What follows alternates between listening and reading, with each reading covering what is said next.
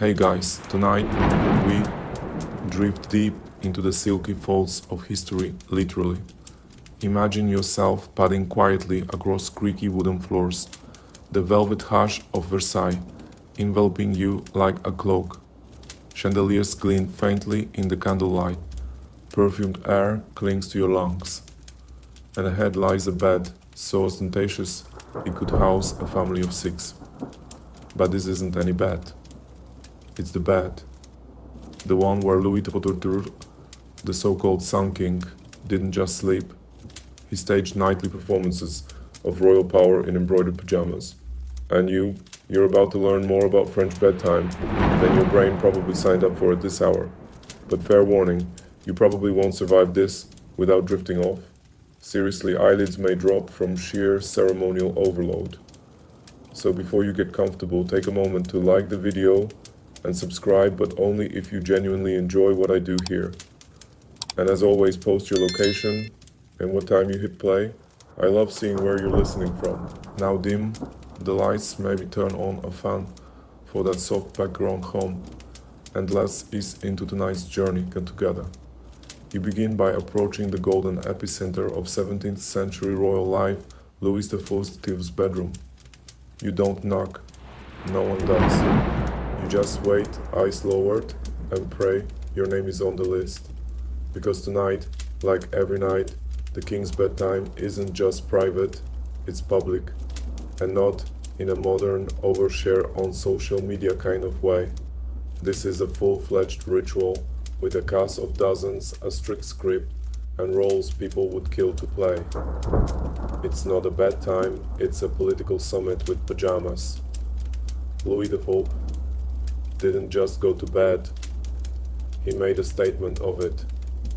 If your night routine involves a soft hoodie and a podcast, he's involved 4 guards, 1 Grand Chamberlain, a royal physician, 2 secretaries of state, and an occasional bishop or 2, just for spiritual flavor, all present to watch him. Yawn. Why? Well, the Sun King understood one thing with terrifying clarity. Appearances were everything. At a time when France was still figuring out how centralized it really wanted to be, Louis turned himself into the nucleus of power, literally and symbolically. And the daily rituals surrounding his body, particularly waking and sleeping, became opportunities to reinforce that gravitational pull. So when it came to bedtime, Louis wasn't tucking in quietly. He was staging a show of absolute monarchy. His couch at the formal going-to-bed ceremony was as loaded with meaning as a royal decree. Nobles who helped undress him gained not only proximity but influence. Being handed the king's nightcap wasn't just an honor, it was a ticket to future land grants offices or marriage alliances. Imagine the stakes: one moment you're fumbling with the royal slipper buckle, the next you're governor of Brittany. But it wasn't just about who got to be near him. It was about who saw who got to be near him. This room wasn't private, it was crowded. Up to 100 courtiers, sometimes squeezed in, all jostling for position like fans at a backstage meet and greet. The king's bed, an absurdly high gilded construction swaddled in velvet and trimmed in gold leaf, was not for sleeping in so much as performing around. Quirky tidbit: that bed, monumental as it was, wasn't even the one he slept in most nights. Nope. That privilege belonged to a smaller, plainer bed in a tucked-away chamber. The bed in the grand chamber, pure pageantry, like a showroom car that never gets driven. Historians still argue whether Louis engineered this spectacle solely for political purposes, or if it evolved from older medieval traditions of royal accessibility. What's clear is that he mastered the art of choreographed intimacy. Watching him undress became the highest form of flattery, and the best way to keep the nobility too busy, elbowing each other to organize rebellions. You linger near the back, pretending to examine a tapestry, while someone from the house of Rohan, yes, that's a real name, not just a Tolkien reference, gets the nod to hold the king's robe. You spot someone else subtly slipping a small note to one of the king's valets. Is it a love letter? A petition for land? A complaint about sheep grazing rights in Provence? Who knows? What matters is, it's happening here at bedtime. Because this room isn't just a bedroom, it's the French GPS coordinate where dreams, schemes, and alliances begin. And no detail goes unnoticed. The candles are perfumed. The bed linens are changed twice daily by attendants wearing gloves. The bed frame, a marvel of craftsmanship carved by artisans whose work could shame entire cathedral altarpieces. There's a sort of whispered reverence in how everyone moves. Even the creaks in the floor seem to hush themselves. Yet there's an irony here. All this gilded fuss over sleep, when Louis probably didn't get much of it. The court day was brutally long. He'd rise at dawn for the lever, an equally public wake-up ceremony, and attend back-to-back councils, haunts and entertainments, before finally heading to this performative descent into night. By the time the candle was snuffed, you can bet he wasn't counting sheep, he was counting headaches. Still, you can't deny the magnetism. It's oddly comforting, this nightly clockwork. Even centuries later, the image of a king wielding bedtime like a weapon of soft power has its allure. You can almost feel the warmth of the fireplace, the rustle of silk against brocade, and the soft conspiratorial laughter from a duchess too close to a duke she's not married to. And then it happens. A silence. The chamberlain steps forward. A valet lifts a blanket with exaggerated reverence. The king says a few words. A yawn. Possibly real, possibly staged. The courtiers bow. The chamber empties slowly, reluctantly. And the bed stands there, looming empty, symbolic. You drift gently now, lulled by the absurdity, the grandeur, the oddly touching theater of it all. You trudge forward into the next evening, still dazed from the sheer theatrical weight of that last bedtime curtain call. But don't get too comfy. Yet the real machinery behind Louis XIV's bedtime wasn't the embroidered pillows or glimmering chandeliers. It was paperwork. No, really. Imagine starting your night routine with a checklist signed by 5 ministers and a waiting list for your toothbrush.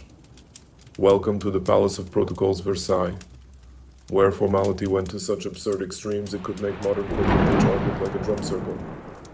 At Versailles, even the smallest nighttime gestures were codified. Who handed the king his glass of water? That's the premier valet de chambre. Who lit the last candle? The maître de garde meuble. And the simple act of changing into sleepwear. A rigid chain of command so complex it required a literal script. You'd think he was prepping for a moon landing. You stand in a corner of the chamber, half concealed behind a velvet curtain, watching as a nobleman, a marquis, perhaps prepares to hand the king a freshly laundered nightshirt.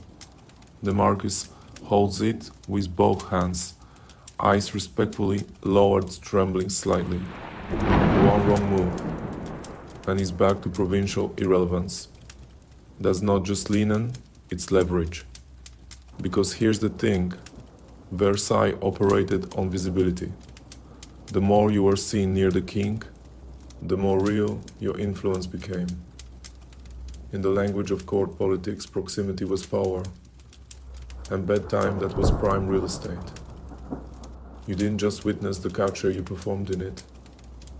Historians still debate how much Louis micromanaged these rituals. Was he orchestrating every detail, or did the bureaucracy evolve organically from the aristocracy's desperation to please? Either way, by the 1680s, the bedtime routine became a kind of polite blood sport. Consider these nobles sometimes waited up to 3 hours in the royal antechamber just for the chance to pass Louis a candle. And not a real candle, more like a symbolic one, often unlit with servants doing the actual carrying. It was less about utility, more about being seen. A kind of baroque version of tagging someone on Instagram. Quirky tidbit, One lesser duke actually requested to hold the royal chamber pot as a sign of loyalty. He was politely declined. Probably. And yes, you heard that right. Chamber pots were part of the bedtime ritual. There were no flush toilets in 17th century France, just ornate porcelain containers with golden trim, emptied by designated valets, who had to pretend the whole thing didn't smell like fermented asparagus, all while maintaining courtly poise, of course. The protocol didn't end once the king was in bed either. He might still summon a minister or call for his apothecary to discuss remedies for gout, insomnia, or political opponents. The line between statecraft and self-care blurred dramatically. Tonight's foot bomb, Norse alliance. You imagine Louis lying back on his 7-layer mattress stack. Yes, seriously, eyes half-lidded, casually deciding whether Spain should be invaded after supper or before his next pedicure. You can practically hear the slow scratch of a quill as someone nearby takes notes for the official court gazette. And what about those slippers? Oh, they weren't just slippers. They were presentation slippers so rarefied that multiple nobles argued over who had the honor of removing them. Spoiler, it was usually the Grand Chambellan, but not without drama.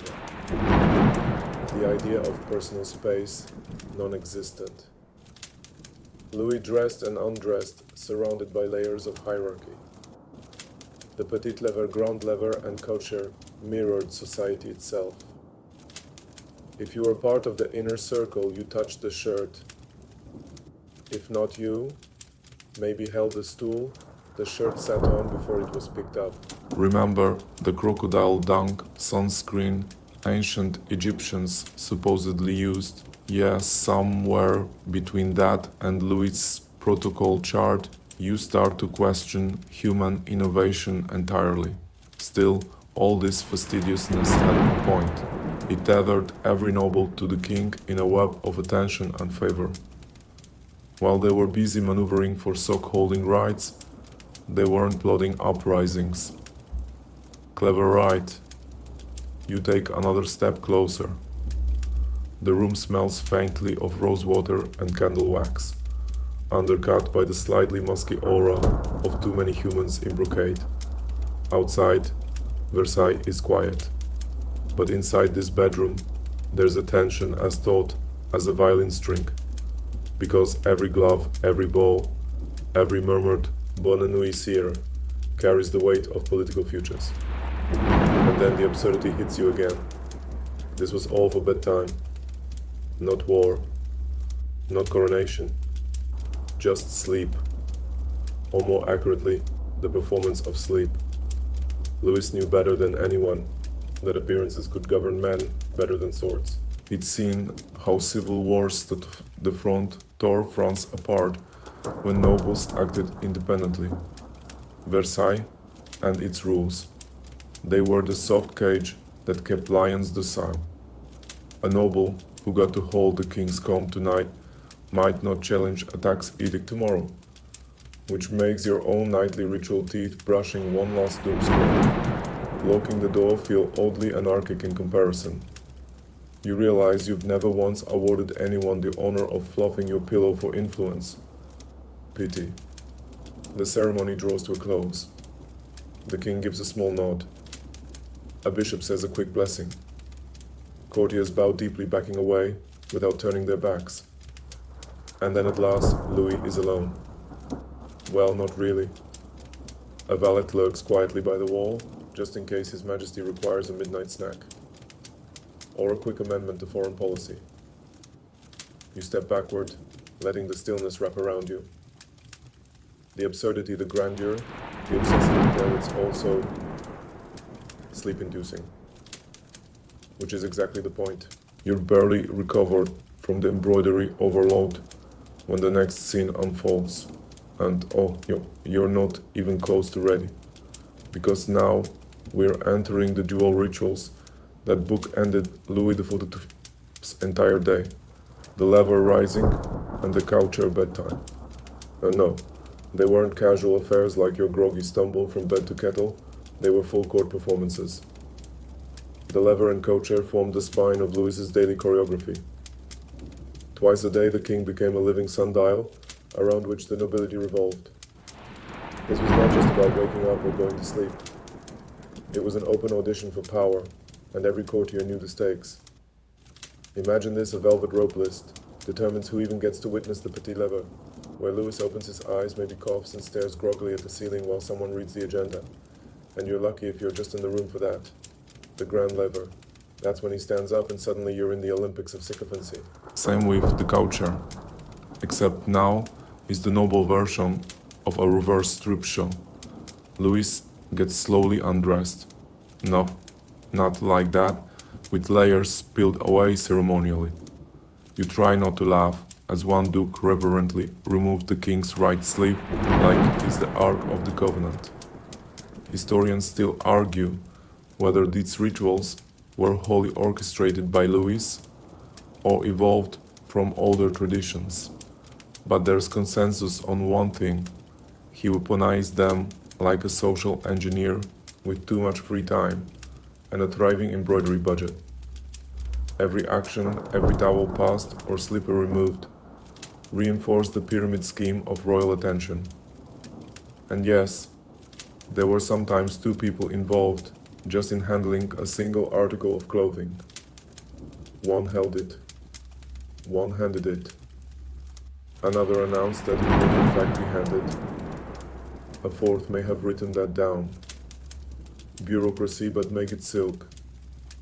You stand near the bedpost, eyes glazed, as the royal physician checks the king's pulse. Not because anything's wrong, but because that's part of the kosher too.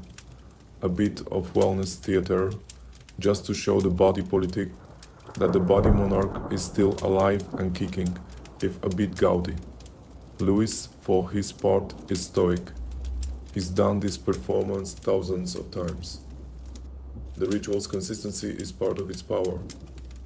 Like a well-tuned clock or a compulsive hand washer, he finds comfort in repetition.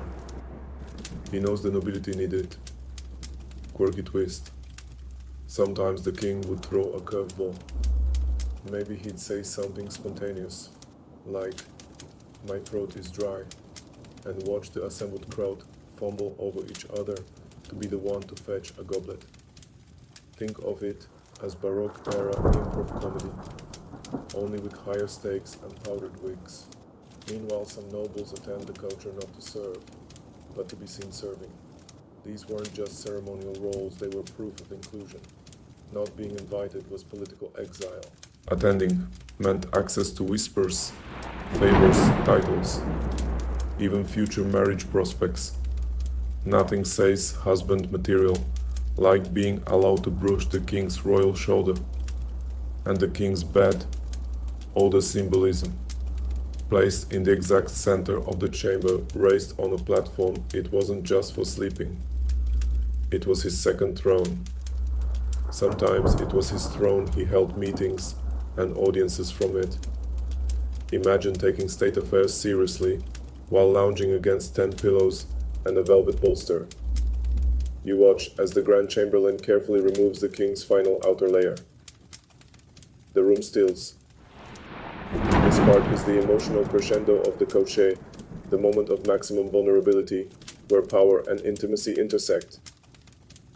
And make no mistake, everyone present is cataloging it, analyzing each flicker of facial expression like a courtroom stenographer. The king's nightshirt is finally slipped over his head, an elaborate garment embroidered with gold thread and tiny suns. Because yes, even unconscious Louis must radiate monarchical luminosity. His sleepwear alone could bankrupt a small duchy. And then comes the sleeper moment. A young duke kneels to remove the royal slippers, trembling like he's handling radioactive swans. There's a hushed breath across the room. He does it right. He's relieved. The chamberlain nods. You try to imagine this happening today. A modern leader handing off their socks to a group of interns while someone from the Ministry of Finance reads them tomorrow's meeting notes. Unthinkable, unmanageable, unbearably awkward. But at Versailles, that was just Tuesday. The ritual ends not with a bang, but a sigh. The king is tucked in. The bedding is fluffed. The last candle is extinguished by a gold snuffed taper held by the first valet. Courtiers bow. Some linger for a final glance. Others whisper to their companions, calculating what their position tonight might mean for their fortunes tomorrow. And once again, you find yourself standing there, caught between awe and eye roll, because it's so much too much, and yet weirdly beautiful in its precision. It's bedtime as political theater, sleep as performance art. Louis's pajamas weren't just for comfort, they were a costume in the longest running show on earth. You back away, the ritual complete. Outside the moon is high over the gardens of Versailles. Inside the air smells faintly of lavender beeswax and ambition. You're drowsy now, lulled by the cadence of ceremony and centuries-old pageantry. It's only section 3, and you're already on the verge of drifting off, exactly as planned. So here you are again, drifting like an underpaid valet into the gentle opulence of Louis XIV's nightly retreat. Except now, you start to realize this wasn't just some theatrical send-off into sleep, it was an actual throne room in disguise. Because yes, the king's bed was more than where he snored in Baroque cotton. It was a throne with pillows. The royal bed functioned as the ultimate hybrid part, mattress part, political stage part, sacrament. During the day, Louis held audiences from his bed. At night, he staged power plays beneath velvet canopies. And if that feels confusing, welcome to Versailles, where nothing meant only one thing. Least of all, a four-poster. By day, Louis often received ministers while propped up in bed with bolsters the size of human legs. Dressed in a robe so embroidered it probably had a higher IQ than the court astrologer, he'd conduct affairs of state with one eye on the paper and the other on whoever dared to blink too much in his presence. This wasn't laziness, it was calculated symbolism. The Sun King didn't go to his throne. The throne came to him. You squint at the bed itself. It sits on a dais framed with gilded wood, carved into symbols of Apollo the sun god, of course just to drive the point home. The mattress is stacked thick, requiring a step stool to access, and surrounded by balustrades like a tiny fortress. Not for security, mind you, for optics. No one gets too close, unless they've been pre-approved by 5 generations of genealogists. And you wonder, was it comfortable? Not by modern standards. Royal beds weren't soft so much as impressive. Think orthopedic drama queen. Yet Louis reclined like it was a cloud spun from celestial authority. Because this bed wasn't about rest. It was about reminder. Every time someone saw him there, languid but alert, they were reminded who the literal center of France was. Quirky detail. The royal bed had a presentation function during ceremonies. At baptisms and diplomatic events, it will often serve as a symbol of the monarch's divine right to rule, even when he wasn't in it.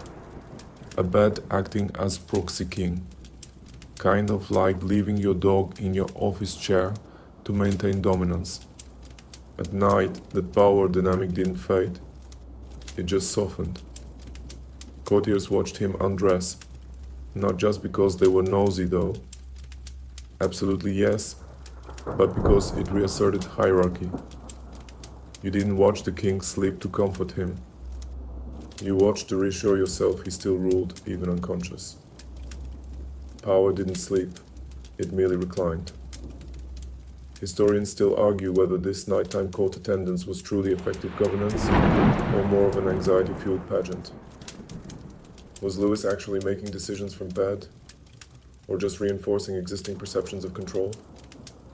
Either way, nobles sure treated the whole thing like high-stakes diplomacy. One wrong word whispered during the coucher could cost you a decade of royal favor. One well-timed compliment about his calves. You're suddenly appointed ambassador to Denmark. You shuffle forward again, and there it is. The ritual repeat. Louis lies back against his bolsters, nods once, and a secretary appears with tomorrow's correspondence. He signs things. He hears a final report from the guards. He may even pass a last-minute comment on a military campaign, all while swaddled in brocade bedclothes. This is multitasking before smartphones. Power napping as power flexing. And don't assume the room emptied right away. Sometimes courtiers stayed long after he was horizontal, chatting in whispers, subtly negotiating or planting rumors. The king didn't always sleep immediately, and even if he did, someone was listening. Always. Now imagine your own bed, maybe some IKEA deal you swore you'd replace in 2019. You sit on it in gym shorts, eating crackers, watching reruns. Contrast that with Louis surrounded by 20 people wearing a robe hand-stitched by monks making decisions that would shape continents. You lie back mentally and feel the absurd grandeur, and slowly the room dims. One last tidbit before your eyelids drop again. Louis wasn't always in the bedroom when decisions were made from his bed. Sometimes ministers met there without him, because the symbolism mattered more than the man. The bed had power even when it was empty. Sleep on that. The next night, you drift into Versailles again, except this time, you're not backstage. You're front row, because tonight's focus is the oldest part of this entire royal bedtime production, the audience. Yes, you heard that right.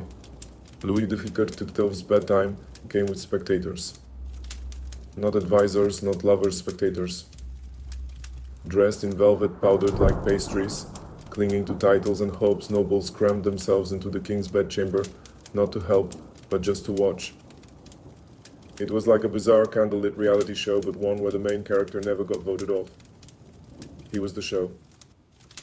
You edge into the room quiet, reverent, curious. Around you a slow crush of dukes and duchesses angle for position. The chamber is a cacophony of carefully controlled whispers, the rustling of silk, and the faint creak of parquet underfoot. No one moves too fast. Too fast means clumsy. Clumsy means exile. And in the court of Versailles, invisibility was worse than death. Why would they do this? You ask. Watch a man fall asleep. Because watching meant proximity. And proximity meant power. Louis had turned bedtime into an invitation-only performance. And if you were present, you were seen. It wasn't just a privilege, it was proof that you mattered. That you still had the king's attention. That maybe your name would be remembered tomorrow morning. Quirky tidbit. Some courtiers actually timed their arrivals, so they'd enter just as the king's nightshirt was being lowered over his shoulders, peak attention moment. Sort of like showing up fashionably late to a party, except your party outfit is a bloodline, and your party trick is pretending you care about which hand he uses to sip his night wine. And yes, people gossiped about that too.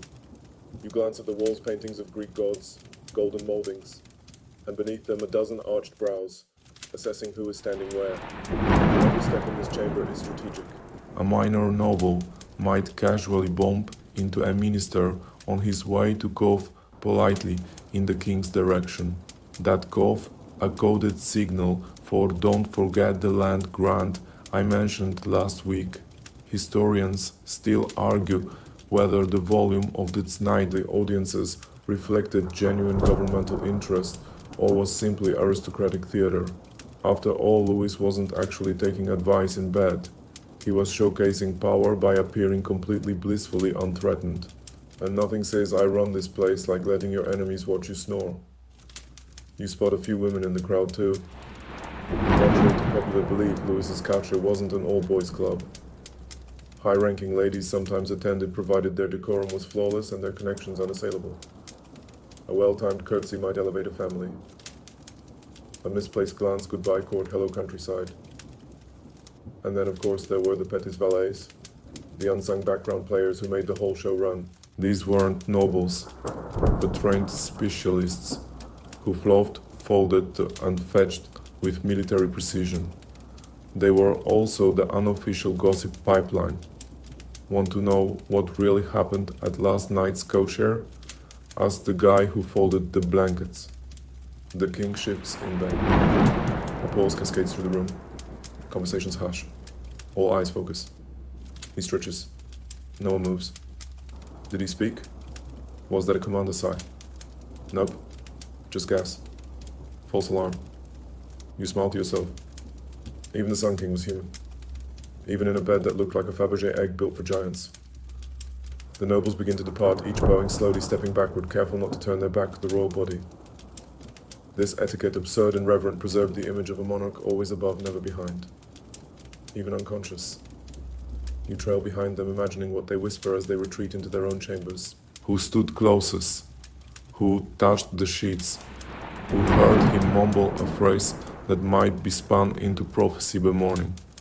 And for a moment you envy Louis. Not for the power, not for the gold, but for the sheer ridiculous pageantry of being the center of a bedtime ritual so elaborate it would exhaust a Broadway cast. His sleep was not escape. It was influence wrapped in linen. You blink heavy-lidded, lulled by the flicker of candlelight and the scent of centuries-old lavender. And in the half-light of memory and imagination, you start to see the truth. The king never really slept alone. You're settling in, now mentally curled, in the shadow of gold-stitched canopies, as we glide even deeper into the oddest paradox of Louis XIV's bedtime privacy performed in public. Because while everyone focused on the bed, the real stories, the subtle dances of influence and betrayal, happened just outside the spotlight. Tonight you slip behind the velvet curtains, where the air is thicker with politics than perfume. This isn't metaphor. The king's bed had literal tasseled velvet curtains, and behind them whispers, plots, sometimes even romance, the kind of things that couldn't be said aloud, not because they were scandalous, though let's be honest, they often were, but because they were strategic. You don't scream alliances, you murmur them. Here's the scene. Louis is half reclined, a goblet of orange blossom water at his side. His head is being fluffed by a valet. Beyond the bed's silken veil, the Grand Chamberlain is nodding pointedly at someone in the corner. That someone nods back. No words. Just a choreography of silent networking. It's like LinkedIn with wigs. The curtains themselves weren't just aesthetic. They were symbolic. When drawn, they could signify intimacy, perhaps the presence of a favored mistress or a private conversation with a minister. When open, they projected authority, as if to say, I'm visible, I'm in control, and no, you still can't sit. Quirky detail courtiers sometimes try to decode the positioning of the curtains. Left slightly drawn private moment. Right side parted awaiting audience. Fully closed. Either deep sleep or deep scheming. In a palace where a raised eyebrow could shift political tides, curtain alignment wasn't decoration, it was a communique. Inside again. Louis has allowed just one man, his Secretary of State, to step behind the veil. They lean in close. Too far for you to hear, but not too far for imagination to fill in the blanks. A trade negotiation, a threat assessment, or just an opinion on which cardinal smells too much like garlic. It all mattered. Behind the curtain, everything counted. Historians still argue whether Louis used these intimate moments as a deliberate balancing tool, offering morsels of closeness to keep rivals uncertain of each other's status, or if it was just his way of ensuring loyalty felt earned. One-on-one access was the rarest currency at court, and Bedtime provided a reason to distribute it without formal precedent. And the way people gained that access breathtakingly subtle. One duchess reportedly sent her maid to discreetly deliver the king's favorite scent, infused into a handkerchief, via a valet's valet. The goal: arouse nostalgia, create warmth, nudge her husband's name back into the diplomatic pool, all from behind the curtain.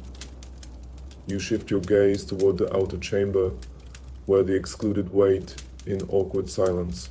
Their ears strain for murmurs, the rustle of sheets, the murmur of political promise. Their faces are impassive but inside turmoil, jealousy, anxiety, hope. No one wants to be the one left outside the velvet veil. Louis knew this tension was productive. He didn't just tolerate it, he cultivated it. By making the veil both literal and figurative, he kept everyone guessing. And guessing people don't rebel. They maneuver, quietly, carefully. And let's not ignore the other whispers behind the curtain. Yes, sometimes romantic ones. Louis was known for a rather vivid private life, and Bedtime naturally doubled as his rendezvous arena. But even these liaisons had political value. A smile given a name murmured affectionately, it all sent ripples through court society. Sleep and seduction weren't separate spheres. They shared silk sheets. You picture it now. The king's voice low, his mistress leaning in, laughing softly. A moment so human it almost feels relatable. Except that tomorrow, her brother might receive a dukedom. Because that's the game here, intimacy breeds advantage. And the king's bed is the softest chessboard ever made. And always those curtains, gently billowing with every breath of intrigue. They keep secrets. They divide access. They remind everyone watching from outside that closeness is permissioned, not earned, not inherited, not bought. Granted. And just as easily revoked. As the final bowing courtiers step backward and out the room dims. The curtains close. And you're left with silence, thick, expectant, luxurious.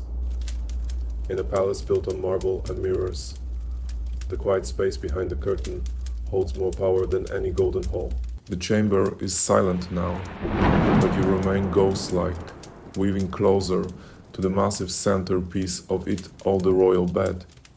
Tonight, though, you're not just marveling at the embroidery.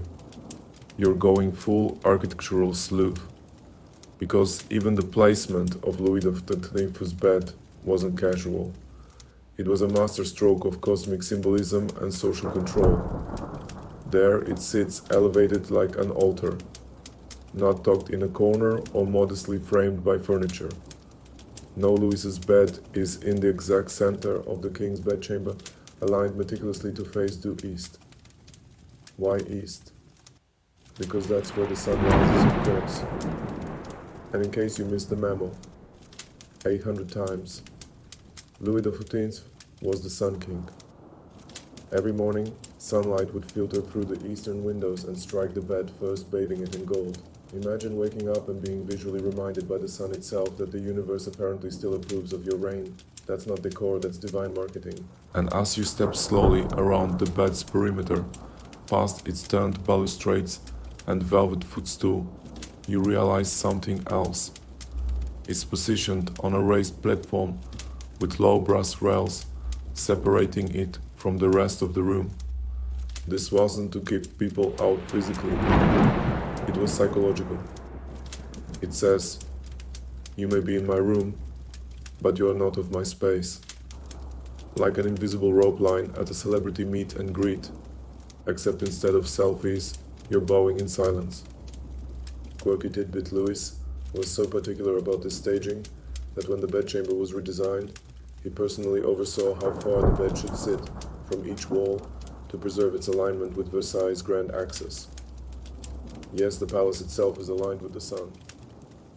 The man lived inside a sundial of his own ego. and yet it worked. The symbolism sank deep into the bones of the place. Nobles didn't see this as narcissism, they saw it as confirmation. They wanted a monarch who embodied the state, who literally soaked in sunlight before declaring war or appointing a bishop. Historians still debate the original inspiration for this layout. Some say Louis modeled it after Roman emperors' palaces. Others argue it was the influence of Renaissance idealism, merging art, nature, and power into a single glowing spectacle. Whatever the root, the effect was unquestionable. Every inch of the bed's position whispered, "I am chosen. I am central." You less so. Even its height played a role.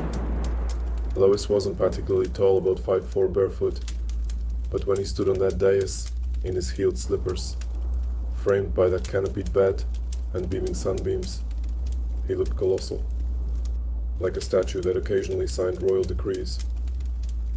You sit for a moment on a padded bench at the room's edge, one of the few pieces of furniture you'd be allowed to use if you were a noble of decent enough standing. Everyone else standing room only. For hours. Because even furniture obeyed the protocol hierarchy. The closer the chair to the king's bed, the higher your place in court. There were tiers of sitting, if you can imagine the existential insult of being denied a cushion because your cousin backed the wrong marriage alliance in 1671. As bedtime approached, the bed didn't lose symbolic weight, it intensified. The low lighting, the hush of the crowd, the deliberate unveiling of each linen layer, it all fed into the idea of sacred transition. Sleep for Louis was not retreat, it was transformation. A brief descent into mortality before he rose again at dawn, bathed in the literal light of divine favor. The moment he climbed into bed, the room froze. Eyes widened. Breaths held. Like the universe had paused for the most ceremonial of swan dives. And still no one sat. Imagine that. An entire room full of the most powerful people in France, all upright, all deferential, just so they could say they witnessed the king climb into bed. And somewhere, someone probably took notes on which hand touched the blanket first. You step back now, letting the bed dominate your view. And you see it not just as furniture, but as architecture, theater, a tool. Because in Louis XIV's world, control didn't always come from force. Sometimes it came from where your bed was placed and who was allowed to face it. You shuffle forward once more, caught in the gilded gravitational pull of a single absurd fact nobles begged to be part of the king's bedtime.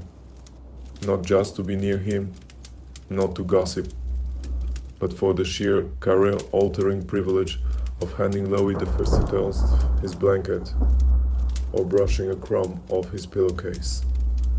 Welcome to the world of the noble scramble for bedtime access, a nightly competitive sport with all the tension of a chess match and the intimacy of a foot rub. You stand now just outside the threshold of the king's bedchamber. And like a party with a velvet rope, not everyone gets in.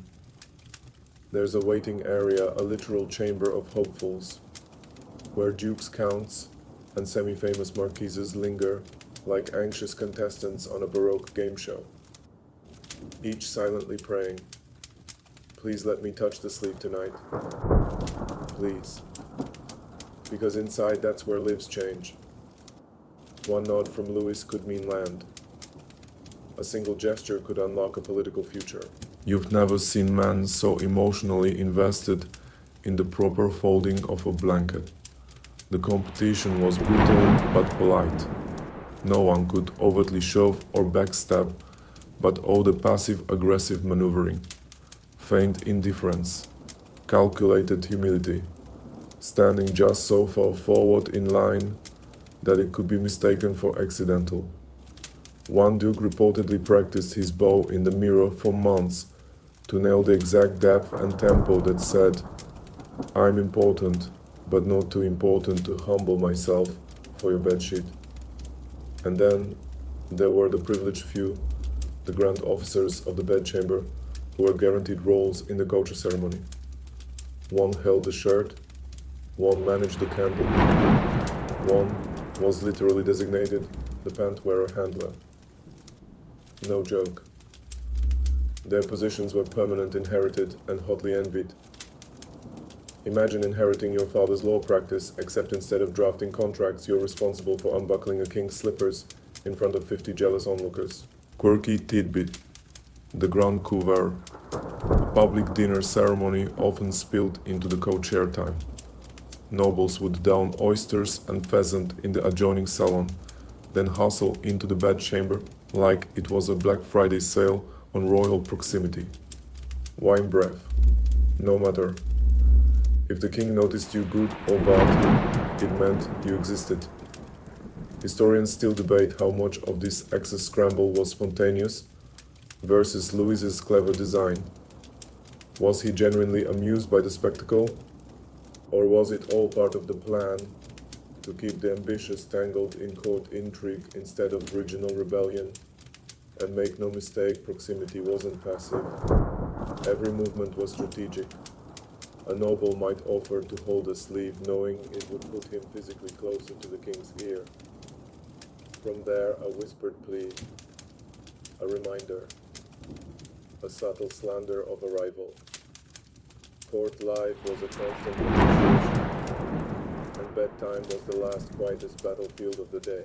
You watch now as a lesser-known Marquess practically holds his breath, waiting to be acknowledged. The king glances almost imperceptibly in his direction. It's enough. That look will carry the Marquess for weeks, maybe months. He'll tell the story 100 times. He saw me, just as he adjusted his second pillow. Meanwhile, the nobles who don't get in tonight, they'll sulk, re-strategize, send coded notes via footmen, maybe even switch sides in a political alliance. The bedchamber was a pressure valve, and when it didn't release just right, the entire court tension simmered. And those who consistently failed to gain access, they faded. Not dramatically, not publicly, just quietly edged out, relegated to provincial estates, whispered about in past tense. He used to attend the culture, you know, back in '78. The implication he was once relevant. Now he's just another noble with a big hat and no audience. Even you feel it now, the absurd addictive draw of the ritual. You find yourself wishing you could hand over a slipper maybe just once. Not because you care about the fabric, but because to be seen at the culture was to be part of the king's orbit. And in Versailles, that was the only orbit that mattered. As the chamber slowly empties for the night, you linger, watching shadows stretch long across parquet floors, the flicker of candles, the brush of silk, all of it choreographed, all of it meaningful. In a world where one misstep meant exile and one glance meant promotion, bedtime wasn't an ending. It was the final play of the day. You slip in again, trailing the embroidered hems of nobility. But tonight, you're paying attention to something subtler. Not the pomp, not the politicking, but the people who actually stayed inside after most of the court had bowed out. Because the real privilege wasn't just seeing the king go to bed, it was being among the few allowed to linger in the king's sleeping space. Yes, we're talking about sleeping with the court. Not like that, but in the most literal, most politically charged way. It's late. The final curtsies have been made, the room has thinned, but not emptied. A tiny elite group remains. You might expect the king now craves solitude. Instead, he expects presence. Why? Because in the Bourbon world, solitude was suspicious. Monarchs didn't do anything alone, not even sleep. The king's actual sleeping quarters, his petite chambre à coucher, the smaller private room adjacent to the showy stage bed, you've seen in the previous rituals was still populated by a small handful of attendants. They included valets physicians, the king's personal confessor, and sometimes even a very close advisor. And no, they didn't all snuggle in, but they stayed close, like geopolitical guard dogs in lace cravats. This wasn't just about security, it was about continuity. If the king awoke with a thought, a decree, a concern, a dream he thought might be prophetic, someone had to be there to take it down. And not just someone, but the right someone. A whisper to the wrong person could alter court politics. A sigh mistaken for a command revolution.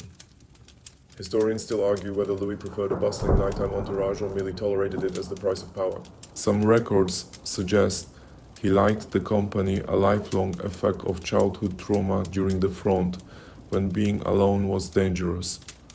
Others think it was calculated presence, always ensuring someone was there to witness the king's continuity. Even asleep, he was monarch. Especially asleep. You picture it now. Louis reclined, eyes closed, and just a few paces away, a valet silently sewing buttons. A secretary transcribing tomorrow's diplomatic notes. Perhaps even a page holding a candle at a safe distance in case of midnight needs. Sleep was not a shutdown. It was a rehearsal for awakening, and everyone had a role in the scene.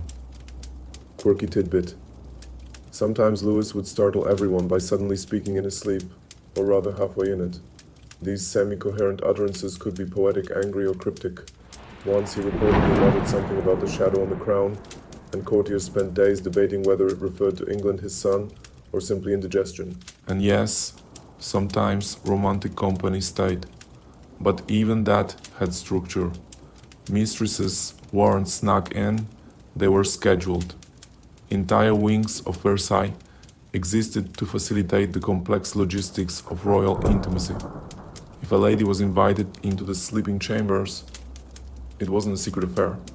It was a political statement. This person, the king's actions said, is worth aligning with. Take note. And take note, they did.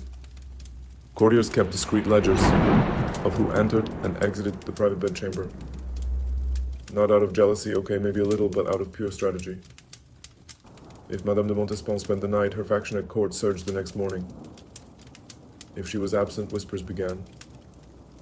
The Sun King's affections warmed, cooled, and reignited like the fireplace near his bedside, and every ember sparked ambition. You standing in the shadows now notice the silence of those still in the room. No one makes idle chatter. Even breathing seems calculated. A footman places a basin near the hearth, gently, reverently.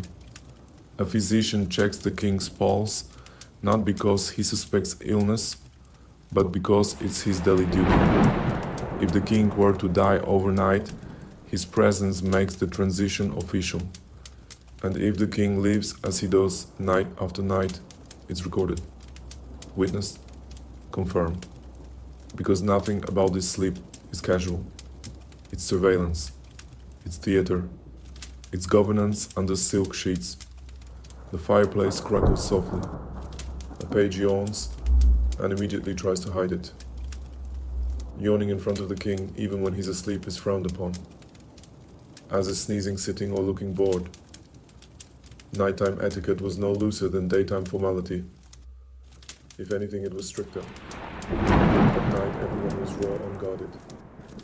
Mistakes were more noticeable. And in Versailles, every mistake had consequences. You imagine what it must be like for Louis night after night. A crowd of bodies just beyond the bedposts. Never alone. Never off duty. Even sleep, the final frontier of privacy, had been colonized by politics. And yet, maybe that's exactly what kept him in power. Where others drifted into dreams, Louis built influence in the quiet. Outside, the moon arcs across the sky. Inside, the candlelight flickers low. The king shifts beneath the covers, and the entire room instinctively stills. Even now unconscious, he commands absolute attention. And you yawn softly, of course, and realize there is no silence in this palace. only whispers in velvet. Tonight, you're drawn not by movement or ceremony, but by texture. The rustle of linen, the shimmer of silk, the scent of lavender fused with warm wax. Because now you're zooming in on the fabric's scents and sensual cues that surrounded the king every night. Welcome to the plush, surprisingly political world of lavish linens and hidden agendas. Let's be clear, this wasn't the case of grab whatever's clean. No. Louis XIV's bed linens were curated like a royal wine list, seasonal scented and staggeringly expensive. Changed twice a day, these sheets weren't just for comfort. They were for performance. Think Snow White Italian cotton trimmed with gold thread, pillows so overstuffed they needed their own postal codes, and blankets embroidered with sun motifs so literal you could probably chart the equinox on them. Quirky tidbit. The linens were often perfumed with a rotating blend of orange blossom rosewater and wait for it musk. Why musk? Because nothing says unquestioned male authority like smelling slightly of aristocratic armpit and crushed petals. Now, here's where things get interesting. Every item in that bed, the sheets, the quilt, even the mattress frame had to be approved, tracked and guarded. Not for reasons of comfort, but of security. The 17th century was a weird place. You couldn't just toss a blanket over the king and hope for the best. There were real concerns about poison, about spells, about objects laced with curses or sedatives. So every night the linens were checked, not just for stains, but for sabotage, which meant opportunity. If you were the kind of noble with access to the bed linens, even indirectly you held power. A valet who delivered the fresh pillowcases. He might also pass a message hidden inside a fold. A seamstress with royal clearance. She might stitch a subtle mark indicating favor or a warning. Historians still argue whether this form of bed diplomacy was common or exaggerated by later writers, but enough records exist to suggest at least some sheets carried more than just dreams. You lean in now, peering at the bedding itself. There's a protocol to how each piece is laid. Bottom sheet stretched taut, top sheet folded down just so. Blanket fluffed at a 45-degree angle. Pillowcases turned with embroidered initials facing outward. You think your hotel makes a neat bed? Try doing it with an audience of 40 nobles and 2 bishops silently judging your crease work. And this opulence wasn't purely aesthetic, it was ideological. To sleep in such splendor was to declare this is what divine right looks like. The king's unconscious body wrapped in literal luxury reinforced the idea that he was chosen. Not just to govern, but to exist differently from everyone else. Even in slumber, he radiated sanctified superiority. That's why everyone noticed the linens. Not just the textures, but the colors. The thread count the scent.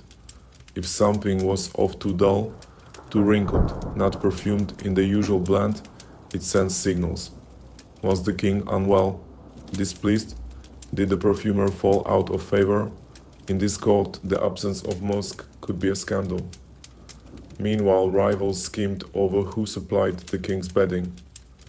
It wasn't just a lucrative contract. It was a relationship. Some noble families even married into merchant dynasties just to gain indirect access to royal suppliers.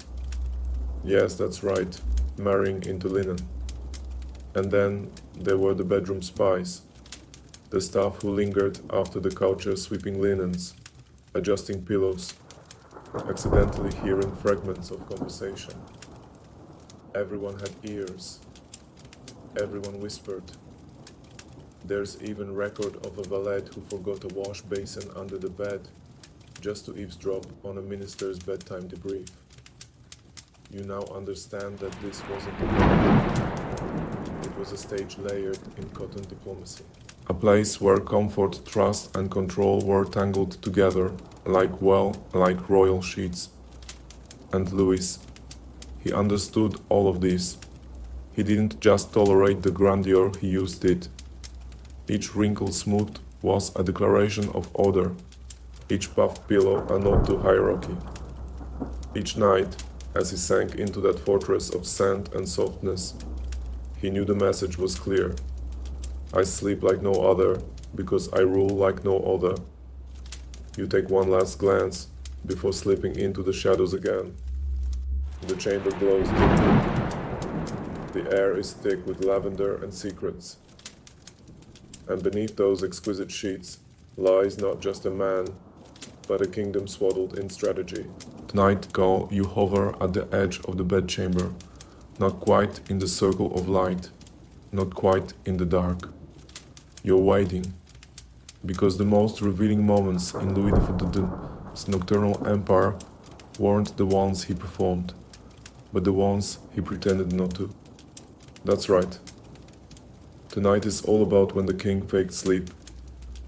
You might assume that once the candles were out and the final ball was bowed, Louis XIV drifted into a golden doze, with the serenity of a man wrapped in scented linen and praise. And yes, sometimes he did. But on certain nights when the chamber had thinned to only the most trusted few, he'd lie back, close his eyes, and listen. You lean in now, just as the secretary begins whispering a few last words to a valet. The words aren't scandalous, something about supply shipments, and who'll attend the next diplomatic dinner. But Louis's eyes are closed. He doesn't move, and so the whisper continues emboldened. Soon it shifts comments about a rival's dull attire, a minister's misstep at court, a duchess's growing influence. And still the king sleeps. It wasn't laziness. It was intelligence gathering. Louis knew that silence coaxed honesty. The moment you think the monarch is no longer listening, masks slip, truths stumble out, and from behind the veil of slumber, the king collected political ammunition, one whisper at a time. Historians still debate whether these sleeper stakeouts were regular strategy or rare curiosity. But we do know he recorded or remembered enough tidbits during these sessions to later summon courtiers for clarifications. One poor noble reportedly confessed to calling a royal present as dull as his wig. The king brought it up 3 days later. Coincidence, please. Quirky tidbit. Louis reportedly developed a facial twitch, a tiny flutter near the eye that told his closest valets whether he was truly asleep or collecting intelligence. Like a spy's wink, but with satin pillows. And of course, no one ever asked. You couldn't just poke the king and say, "You awake." That's a career-ending move. Instead, those around him grew fluent in micro-reactions. A sharp breath he's still processing. A sigh. You may proceed. 2 sighs maybe don't. Tonight you notice a curious pattern. A young courtier is lingering too long by the fireplace. He thinks the king's asleep. He's whispering something to the physician. A rumor about a tax adjustment. A veiled complaint about Madame de Maintenon. The king doesn't move. But you know now. This is performance. Louis is collecting, categorizing, calculating. Even the act of who stayed and who didn't was useful data. The names he heard being spoken. The alliances being declared by absence. The whispers just faint enough to be deniable, just loud enough to be dangerous. And yes, sometimes he simply enjoyed the theater. Faking sleep was a way to observe his own myth being constructed in real time. What did they say when they thought the Sun King had dimmed for the night? What truths peeked out between stifled yawns and fading candlelight? There's a certain power in playing dead, you realize. In letting others expose themselves, while assuming you're no longer a player. Lies knew that bedtime was often when people revealed their true selves. In the hush, the dim, the relaxed looseness of late-night tongues wagged. and he made it his quiet playground. You also start to see something else. This wasn't restful. Not really. There's no privacy here. No true pause. Even in sleep, especially in sleep, the king is working. Because ruling wasn't something he switched off. It was who he was. All the time. Even when snoring lightly through one nostril. You feel it too. That sense of restlessness. The tension that clings to every pillowcase. The way even the softest mattress can't fully hold the weight of expectation. Eventually, the whispers die down. The final valley leaves. The room goes still. And only then, maybe just maybe, Louis closes his eyes for real, knowing full well that by morning he'll act on what he heard tonight, and no one will be able to prove a thing. Tonight, Dak, you find yourself drifting not into the politics or the pillow fluffing, but into the lesser-known world of Louis the Petit's bedtime hygiene rituals. Forget your melatonin and 2-minute flossing routine. Welcome to the age of medicinal nightcaps and ritualized hygiene, where bedtime wasn't just about cleansing the body, but also purifying the soul. With help. Let's set the stage. The clock is ticking past 10 p.m. The final curtsy has curled, and the chamber is dimly aglow. Louis, is now reclining in a tunic fine enough to be auctioned off in a museum, begins his nightly wind-down. But unlike you, he doesn't slap on moisturizer and call it a day. No, he has a medical entourage. Enter the royal apothecary, the valet de chambre, and on particularly tense evenings, even the chief physician. Their job to deliver the king's health regimen, a delicate balancing act of herbs, oils, tinctures, and the occasional royally sanctioned enema. Yes, an enema. Quirky tidbit. Louis the XIV was reportedly obsessed with internal cleanliness. Between 1650 and 1680, it's said he underwent over 2,000 enemas. 2,000.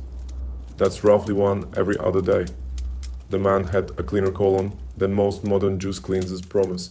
But back to tonight, the valet approaches with a goblet of orange blossom water, mildly sedating, calming to the nerves, and believed to purge melancholia. Think of it as a scented floral NyQuil, only served from a silver chalice by someone who had to memorize your family tree. Following the drink, the king's hands are cleaned with vinegar-dipped cloths perfumed with lavender, or sometimes rosemary. His face is gently wiped with rosewater. The physician checks his pulse not for concern but for ritual.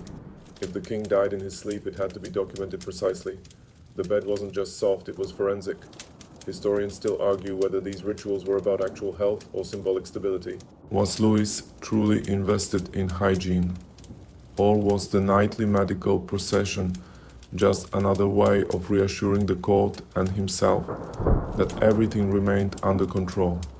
And the debate doesn't stop there. Even tooth care. Yes, this man had a tooth routine became performative. The king reportedly used a mixture of honey burnt salt and crushed mint leaves as an early toothpaste. His toothbrush, often made of horsehair, with a handle engraved with golden fleurs de lis. Because why brush like a peasant? You watch now as a valet holds up a small spoonful of powdered charcoal, another nightly cleanser meant to sweeten the breath and absorb noxious vapors. The king takes it like medicine with a brief wince, and the spoon is whisked away like it was evidence at a crime scene. And then comes the food preparation. The king's slippers are removed ceremonially, of course, and his feet are rubbed with warming oils. Not by a masseur, but by a valet trained specifically in royal extremity care. A phrase I bet you never expected to hear before bed. And the room scented. Carefully. The fire burns with logs soaked in cedar to chase away illness. A tiny bouquet of dried wormwood and chamomile is tucked into the bed's headrest. Even the mattress is sometimes sprinkled with dried violets for respiratory harmony. You feel a little sheepish now about your dollar store white noise machine. Quirky layer to it all. Some nights the king would request a warm compress for his legs, not from pain, but from habit. His physician called it leg soothing therapy, and it was essentially a fancy hot towel moment. One courtier later wrote that Louis preferred the weight of heat upon the legs, for it settled the humors. You try not to laugh, but admit it settled humors. Sounds way more elegant than my knees feel weird. And of course, no bedtime was complete without the priest. Yes, just before lights out, the king received a brief spiritual reading, a psalm, a line from scripture, sometimes a short moral reflection. Not too heavy, just enough to drift into sleep, knowing God was watching, though probably from a respectful Versailles-sized distance. And then finally the room quiets. The linens have been smoothed, the breath has been checked, the oils absorbed, the holy text closed.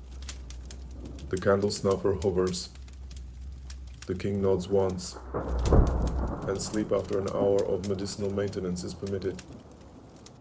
You retreat now, tiptoeing through the incense-tinged silence. And somewhere deep in the fragrant gloom it hits you. This wasn't just about staying healthy. It was about staying immortal. If the king could ritualize sleep, clean himself into sanctity, make every moment accountable, maybe he could cheat mortality if only for a few more nights. So next time you knock back a sleepy time tea and call it a routine, just remember Louis de Brut had a medical pit crew and custom herbs to chase his dreams, and half of France watched him do it. You return tonight not for politics or powder, but to explore the dreamy liminal space between royalty and religion. Because when Louis de Woke laid his head down at night, he wasn't just a man slipping into sleep, he was the Sun King sliding into a celestial metaphor. Tonight, you nestle into the silk-soft symbolism of dreams of divine right. Louis XIII didn't just believe he ruled France, he believed he was France. And that belief wasn't some megalomaniacal fantasy, it was the beating heart of his entire political identity. He didn't rule by parliament or popularity or even pure military strength. He ruled by divine appointment. And bedtime.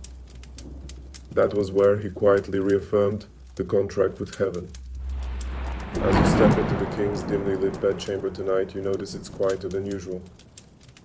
There's still the flicker of candlelight, still the gentle creak of the parquet beneath velvet slippered feet. But the mood has shifted. It's not just end-of-day exhaustion, it's reverence. It's because the king's body was seen not just as a person's, but as a sacred vessel. Every ritual, especially the coucher, was crafted to echo religious ceremony. The way he was undressed mirrored the stripping of a bishop's vestments. The way the bed's curtains were drawn mimicked the closing of a tabernacle. And the final bow from courtiers. That wasn't just manners, it was devotion. Quirky tidbit. A court pamphlet once described the coucher as the king's nightly vespers, a sort of secular sacrament. There was even a quiet expectation that those who witnessed it would reflect on the moral order of the universe. Although, let's be real, some of them were also just eyeing career advancement. Louis encouraged this divine framing. He didn't just tolerate being painted as Apollo the sun god, he commissioned it. He choreographed his rising with the sunrise, and his sleeping as the sun's descent. Sleep wasn't retreat, it was cosmic rhythm. And what about dreams? Oh, dreams mattered. Louis took them seriously, especially if they felt symbolic. A dream about falling a sign to consult with generals. A dream about fire. Time to adjust the taxation plan. He reportedly once dreamed of a burning forest, and within a week changed agricultural policy in Brittany. Coincidence perhaps, but in his eyes it was divine communication. Historians still debate the depth of Louis's religious convictions. Was he a true believer or a master manipulator of divine theater? One camp sees him as sincerely devout, a man who fasted, confessed, and took communion regularly. Another sees strategy, a ruler who used God the way a magician uses mirrors. What's indisputable, though, is that his bedroom was not exempt from the faith-politics fusion. It was central to it. You picture it now. The king reclining, murmuring a final prayer. Perhaps Psalm 4:8. In peace I will lie down and sleep, for you alone, Lord. Make me dwell in safety. Not whispered alone, but heard by a valet, perhaps copied down by a secretary for posterity. Even his private prayers became part of the royal narrative. Sometimes a confessor was present, especially if the day had included moral compromise, which in Versailles was nearly every day. He might whisper absolution or offer a brief reading. The point wasn't introspection.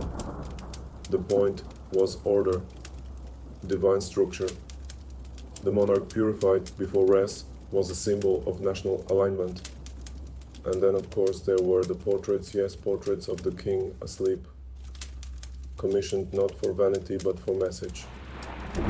One showed Louis sleeping peacefully while France flourished outside his window. Another, more allegorical, depicted angels whispering counsel into his ears. These images weren't decorative. They were doctrine in oils. Even the physical bed reflected this ideology. Remember its east-facing position. The idea wasn't just architectural feng shui, it was spiritual orientation. Sleep was the moment the king passed into symbolic death and resurrection. Each morning, he rose again, reborn in sunlight and responsibility. And the people watched. They believed, or at least they understood the stakes of pretending to. As you step back into the edge of the candlelight, you realize something gentle but strange. Louis may have claimed divine right, but in sleep, he surrendered like the rest of us. That brief act, closing his eyes, was the most vulnerable he ever became. And yet he turned even that into a ritual of reassurance. For himself, for France. You glance once more at the bed now still. The king breathes deeply, evenly. Outside the moon arcs above the gardens. Inside everything rests. Not because it's peaceful, but because the illusion of divine balance has been performed. Once again. And in Versailles, illusion was half the truth. Tonight, you pause just before entering the chamber, not to gather your thoughts, but to steady your ears. Because tonight, we're tuning into the softer, stranger, and surprisingly strategic world of royal snores and eavesdroppers. Yes, even Louis XV's snoring was an object of fascination, and more than one valet developed a working theory on what each grunt or murmur might mean. You slip through the doorway, slow and silent, like any self-respecting bedtime historian would. The room is hushed, the fire down to its last glow, and the king is asleep, or appears to be. And in that liminal state, half the people around him are trying not to move, while the other half are trying to listen. Yes, people documented his snoring. Not metaphorically, literally. Journal entries, valet logs, even letters sent home from courtiers mention whether His Majesty snored tonight, and more disturbingly how. A soft flutter, a thunderous echo. Was it consistent? Did it pause? A deep snore meant sound sleep, and a king fully at peace. An irregular one, whispers of stress, political unrest, gout, quirky tidbit. One chamber servant once claimed, Louis snored in iambic rhythm. You laugh until you learn he wrote it down. With meter. Versailles was weird like that. And yes, eavesdropping was baked into the nightly experience. Not all of it malicious. Sometimes it was just occupational necessity. Valets had to listen for signs of distress. Physicians were trained to identify potential apneas. But others, political aides, court opportunists, leaned in for very different reasons. If the king murmured a name in his sleep, that name might see a promotion. If he barked in a dream, the target of that wrath might fall from favor. And if he called out for his confessor unprompted, people took notes. Some even tried to interpret the metaphors. Historians still argue whether Louis truly spoke in his sleep or whether it was exaggerated by his entourage. Some say he was a classic sleep mumbler. Others claim it was all post-event mythologizing court members building drama into what was likely just the world's fanciest snorefest. But the fact remains, his body asleep or awake was always political. And where there's sound, there are those eager to decode it. Eavesdroppers at Versailles weren't sneaky in the modern sense. They were institutional. The architecture even encouraged it. Thin walls, hollow corridors, doorways that looked closed but weren't. Courtiers learned how to stand near without appearing suspicious. A well-trained valet could overhear 6 conversations a night without moving an inch. One valet was famous for it. He even earned a nickname, L'Oreille de Ear. It was said he could distinguish between a sleepy mumble of regret and a politically actionable dream. Naturally, he retired with land and a modest title. Listening had perks. And Louis, he wasn't naive. He knew he was being listened to. Some say he performed sleep the way he performed power, with just enough openness to control the narrative. A yawn in front of the right person. A whispered phrase before dozing off. Maybe even a stage snore or two. In a palace where the ripple of rumor could make or break families, he played the airwaves like a harpsichord. You drift toward the foot of the bed now, barely breathing. The king stirs slightly. A soft sound, maybe a sigh, maybe a name. One valet perks up. Another pretends not to notice, but you see it. His quill hovers near the inkwell just in case. Because this isn't just rest. It's intelligence. Even the silence is a kind of message. If Louis slept deeply after a council meeting, confidence. If he tossed and turned, doubt. A sudden call for water might mean dissatisfaction. And if no sounds came at all, that was the most unnerving of all. What was the king thinking silently? Sometimes the silence made people invent meaning. One courtier swore he heard the king dream, announced that Spain shall dissolve like sugar in wine. He told everyone. Weeks later, he was summoned not for promotion, but for correction. Turns out, the king had merely asked for more sugar in the wine. Lesson learned in Versailles. Mishearing could be as dangerous as betrayal. You finally step back from the scene, the snores now soft and rhythmic. Comforting even. But you know better than to relax. In this palace, even the noises you make while unconscious could be wielded as strategy, scandal, or sacrament. And so Louis sleeps snoring gently, or maybe not at all, while around him the court listens, records, interprets, and plots. Because in Versailles, bedtime was never just for rest. Tonight, you return to find not just candles flickering, but emissaries fidgeting. For while most nights at Versailles were about domestic theater, some evenings came with international stakes. Because yes, Louis XIV's bedtime could also serve as a diplomatic arena. Tonight we glide into the velvet-robed world of sleep scheduling, as diplomacy where foreign ambassadors waited not for war, but for a yawn. Here's how it worked. If you were a foreign envoy in 17th century France, Your job was to get the king's attention. But getting a meeting with Louis, that was easy compared to the rare and coveted opportunity to be invited to his coucher. Because that meant not just access, it meant symbolic approval. Being allowed to witness the king at rest implied trust, familiarity, and most of all, recognition. Quirky tidbit. There was an actual ranking chart that determined when and how foreign ambassadors could be slotted into the culture schedule. Spanish reps had priority. Italian envoys middling. English depends on the century. This wasn't based on urgency. It was based on prestige. Versailles didn't follow time, it followed symbolism. And Louis, of course, manipulated this system masterfully.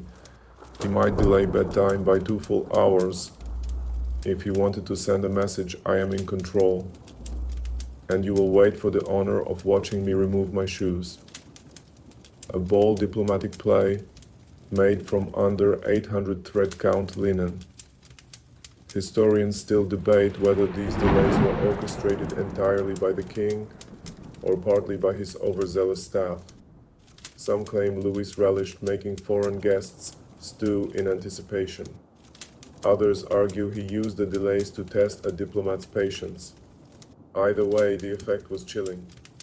Imagine being an ambassador standing for hours in a room full of courtiers knowing that your next career move hinges on whether you get to hand the king his nightcap. And then sometimes it worked in reverse. The culture could be accelerated to snub someone. If an unwanted ambassador was in town, Louis might retreat to bed earlier than scheduled, cutting off all access and sending a clear silken message. Not tonight, monsieur. A royal ghosting, complete with candle snuffer. It wasn't just the timing that carried meaning, it was the placement. Where the ambassador stood in the bedchamber indicated their nation's status. Front row, friendly alliance. Back row, by the chamber pot screen. Consider that a polite insult. And no one said any of this aloud. They didn't need to. The room understood the code. One famous incident. The Swedish ambassador, hoping to curry favor in trade negotiations, sent a gift of ermine-lined bed slippers to the king hours before the culture. Louis accepted them, then promptly wore different slippers to bed. The message, I acknowledge you. I reject you. And I am warm anyway. Meanwhile, domestic courtiers watched these diplomatic moments with hawk-like eyes. If Louis allowed a foreigner to assist with the co-chair, the court exploded with speculation. Are we at war? Is he marrying off one of his nieces? Is there a treaty being signed in the linen closet? Even the chamber layout adjusted when foreign guests were expected. The lighting was made slightly warmer. The incense chosen more neutral, less provocative. And the volume of conversation carefully modulated to give the illusion of ease even if half the people present were mentally drafting treaties. You step into this room tonight and feel the tension coiled under the velvet. A diplomat from Savoy stands near the chaise pretending not to sweat. A Portuguese envoy adjusts his cuffs for the 6th time. They're not worried about what they'll say, they're worried about where they'll stand. And then Louis enters calm, smooth in his royal nightshirt, with golden sun stitched across the collarbone. He surveys the room with a glance so quick it's almost lazy. But it's not. It's calculated. He sees everyone, remembers everything. Even yawns are deployed with precision. A long pause, then finally a nod. The Savoyard is permitted a step closer. He bows, offers a murmured blessing for restful sleep. Louis responds with a vague smile. That's it. That was the entire encounter. But the ripple huge. By breakfast tomorrow, Versailles will be awash in theories. Savoy must have offered a naval pact. Portugal's envoy looked pale. Did he insult the king? Louis yawned right after greeting Spain's ambassador. Coincidence. And you realize this was diplomacy without dialogue. Pajamas were political. Slippers were subtext. And bedtime was foreign policy. You find yourself swept along tonight, not by scent or ceremony, but by pure stifled tension. Because while Versailles' gardens bloomed with symmetry and its music halls echoed with orchestrated harmony, the most brutal turf wars took place in a room with brocade wallpaper and a man in a nightshirt. Welcome to the bedroom as battlefield, where the fiercest fights weren't fought with swords, but with proximity. Yes, tonight is all about the social warfare waged nightly around Louis de XIV's bed. You imagine Versailles as a serene swirl of fans, bows, and flattery. But make no mistake, getting close to the king's mattress was like navigating a minefield in satin slippers.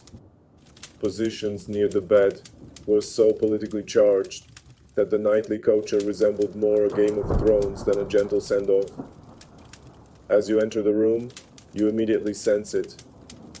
The stiff smiles, the hovering courtiers, pretending to chat, while subtly edging one toe closer to the bed rail.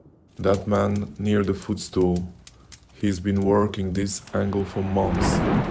The one by the incense burner elbowed his way in metaphorically by marrying the niece of a minister of the navy. Quirky tidbit. There were unofficial maps drawn by junior courtiers showing who stood where during the culture color-coded like seating charts at a wedding. One version even tracked who got closer each week. The Comte de Nogent is up 3 inches this month. Watch out. Why such madness? Because in Versailles, location was currency. Standing closest to the king at bedtime meant being seen. Not just by the king, but by everyone else. It was a glowing signal he trusts me. And in a world where trust translated into titles, land, and marriages, that signal was priceless. Historians still argue about whether Louis himself orchestrated this gladiator-style struggle for space, or simply let it evolve. Some think he enjoyed the spectacle, letting nobles duel with decorum to maintain their focus on him. Others believe he tolerated it because it efficiently exposed loyalties and disloyalties. And the tactics, oh, they were subtle, deadly, and surprisingly creative. Courtiers would accidentally block others from the king's line of sight. Some took up unusually wide stances. One famously used a cane as a territorial marker, leaning it just far enough to claim an extra square foot of royal adjacent real estate. Some courtiers even recruited allies in what you might call bedside coalitions. A duchess might flank the king on one side while her cousin stood opposite. The message: our family owns this space. Cross us and you'll find yourself bowing from behind the curtain rod. The stakes were higher than you'd think.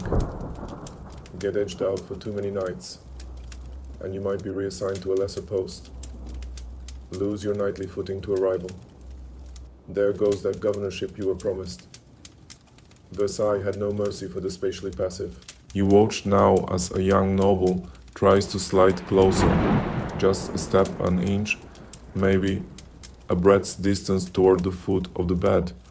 An older courtier sees it, raises an eyebrow. No words exchanged, but you can feel it. Tomorrow, that noble will find himself mysteriously absent from the hunting invitation list. And what of the king in all this? Louis rarely commented on these nightly jostles. He didn't have to. His gaze said enough. If he looked past you, irrelevance. If he looked through you, consider your ambitions vaporized. But if he looked at you even briefly, you'd dine out on that glance for a month. Every night the same ritual repeated. Names scribbled in memory, gestures parsed like code. Standing near the king became not just a privilege, it became a message to everyone else. I'm still in the game. You realize now that the king's bed wasn't just a piece of furniture, it was a social lighthouse, drawing in hopeful ships, wrecking some on the rocks of etiquette, elevating others in golden beams of attention. And as the chamber empties again, the losers step backward, bowing low, calculating tomorrow's angles. The victors smile faintly, careful not to gloat. And the king, he adjusts the pillow, unbothered, because the battle has been fought and won by him. Tonight, Tesh, your eyes drift not to the chandelier or the gold leaf molding, but downward toward the hem of a nightshirt, the gleam of a slipper, the delicate crimp of a lace cuff. Because now, dear listener, you enter the elegant absurdity of nightwear as nobility marker, where what Louis XIV wore to bed spoke as loudly as a royal edict. Let's start with the basics. The king did not sleep in drab wool or shapeless smocks. No. He wore sleepwear that was more luxurious than most people's wedding attire. Custom-tailored, hand-stitched and embroidered with sunbursts, fleur-de-lis, and yes, tiny cherubs. These garments weren't designed to suit, they were designed to signal. You lean in now, peering at tonight's ensemble. A nightshirt of the finest batiste cotton, so light it floats when lifted. The collar is edged in Alençon lace, its loops as intricate as a cartographer's map. Over this, a dressing gown in rich crimson velvet lined with ermine in winter or quilted silk in summer. Each season had its own sleepwear collection.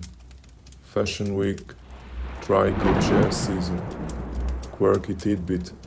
Lai once held an informal bedrobe presentation for visiting dignitaries, showcasing new fabrics gifted by the Ottoman ambassador.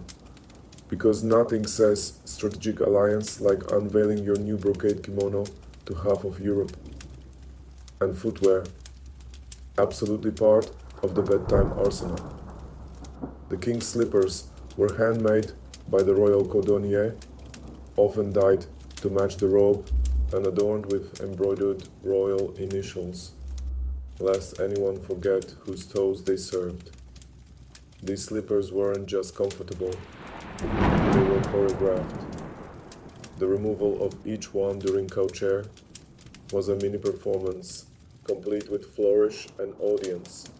But it wasn't just about Louis. Court dress codes applied to everyone. Attending the couture meant donning your finest formal wear, even at 11 p.m. Some courtiers had dedicated evening court wear, distinct from daytime formal wear. Imagine dressing in full regalia just to watch someone get tucked in, and not sitting down once. Historians still argue how much of the fashion was king-driven versus court-imposed. Some suggest Louis used elaborate nightwear to maintain mystique, blurring the lines between private and public. Others argue it was peer pressure taken to divine levels. Nobles competed with each other, and the king simply enjoyed the runway. And make no mistake, Versailles was a catwalk. One baroness reportedly ordered a bedchamber gown covered in tiny pearls and silver thread, claiming it reflected candlelight more flatteringly in the king's peripheral vision. Another, hoping to catch the eye of a certain minister, commissioned night gloves stitched with tiny acorns. The message: I'm rooted, I'm fertile, and I'm patient. Subtle. Even the clergy weren't immune. Bishops attending the kosher wore vestments adapted for the setting. Darker hues, softer fabrics, still formal, but less confrontational. No one wanted to outshine the bad. And yes, there were wardrobe malfunctions. One infamous night, a minor noble's sash came undone mid-bow, tripping him into the valet holding the nightcap. The result, nightcap in fire. Valet in disgrace. Noble relocated to provincial tax office. All because his ribbon looked wrong. You start to notice how each garment, robe, slipper, lace, edge serves a dual purpose. It comforts the king, but also crowns him. Even in undress, Louis is never not ruling. His garments whisper status. The color of a silk cuff can nod to Spain. A brooch can thank Venice. A fabric choice might signal economic alliances. Tonight I wear Lyonnais silk. Let the merchants sleep well. And this nightwear wasn't just worn once. It was archived catalog, sometimes gifted to favored nobles who would then display it like holy relics. This just the sash His Majesty wore during the Treaty of Aix-la-Chapelle. No big deal. You glance around, now seeing everyone else's eyes flicking to the hem of the rope, the texture of the lining, the number of buttons. Fashion notes are being mentally scribbled. Trends are being born. A duchess quietly mouths, "Is that sapphire thread?" And the king. He pretends not to notice. He yawns, regal and deliberate, as a valet gently removes one slipper. Lace flutters. Velvet shifts. You realize this is not sleepwear. This is armor.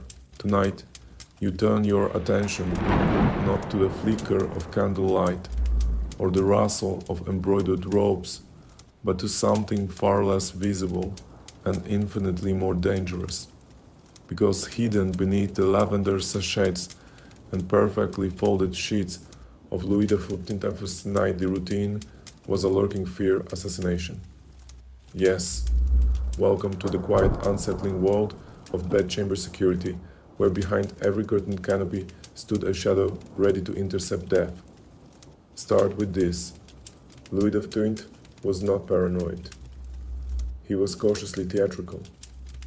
After surviving the trauma of the Fronde rebellion in his youth, when armed nobles stormed into his bedroom while he pretended to sleep, he never again underestimated the power of a bed left unguarded. So while the coucher looked soft and ceremonial behind it, lay a fortress of protocol and invisible defense. First line of defense, log architecture. Versailles was designed not just for beauty but for containment. The king's bedchamber was located deep within the palace's interior, accessible only through a series of guarded antechambers, each more exclusive than the last.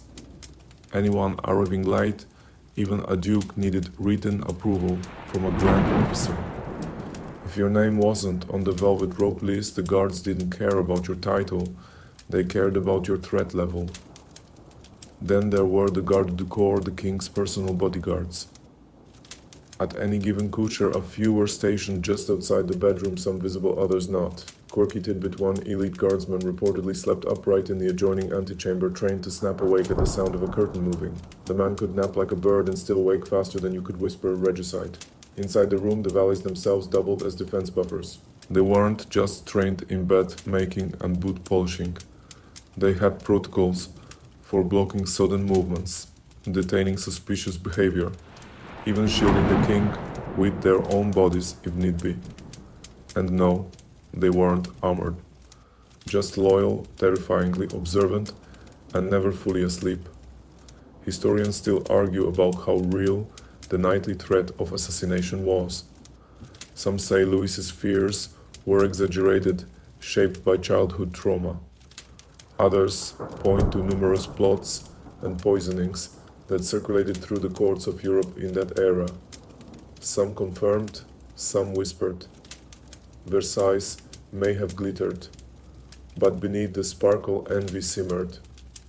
And then there were the bed inspections. Before the cachevalettes and security agents thoroughly searched the royal bed, under the mattress, behind the bedposts, between the folded linens. If anything seemed out of place, a missing sachet, an unfamiliar pillow, the entire room paused.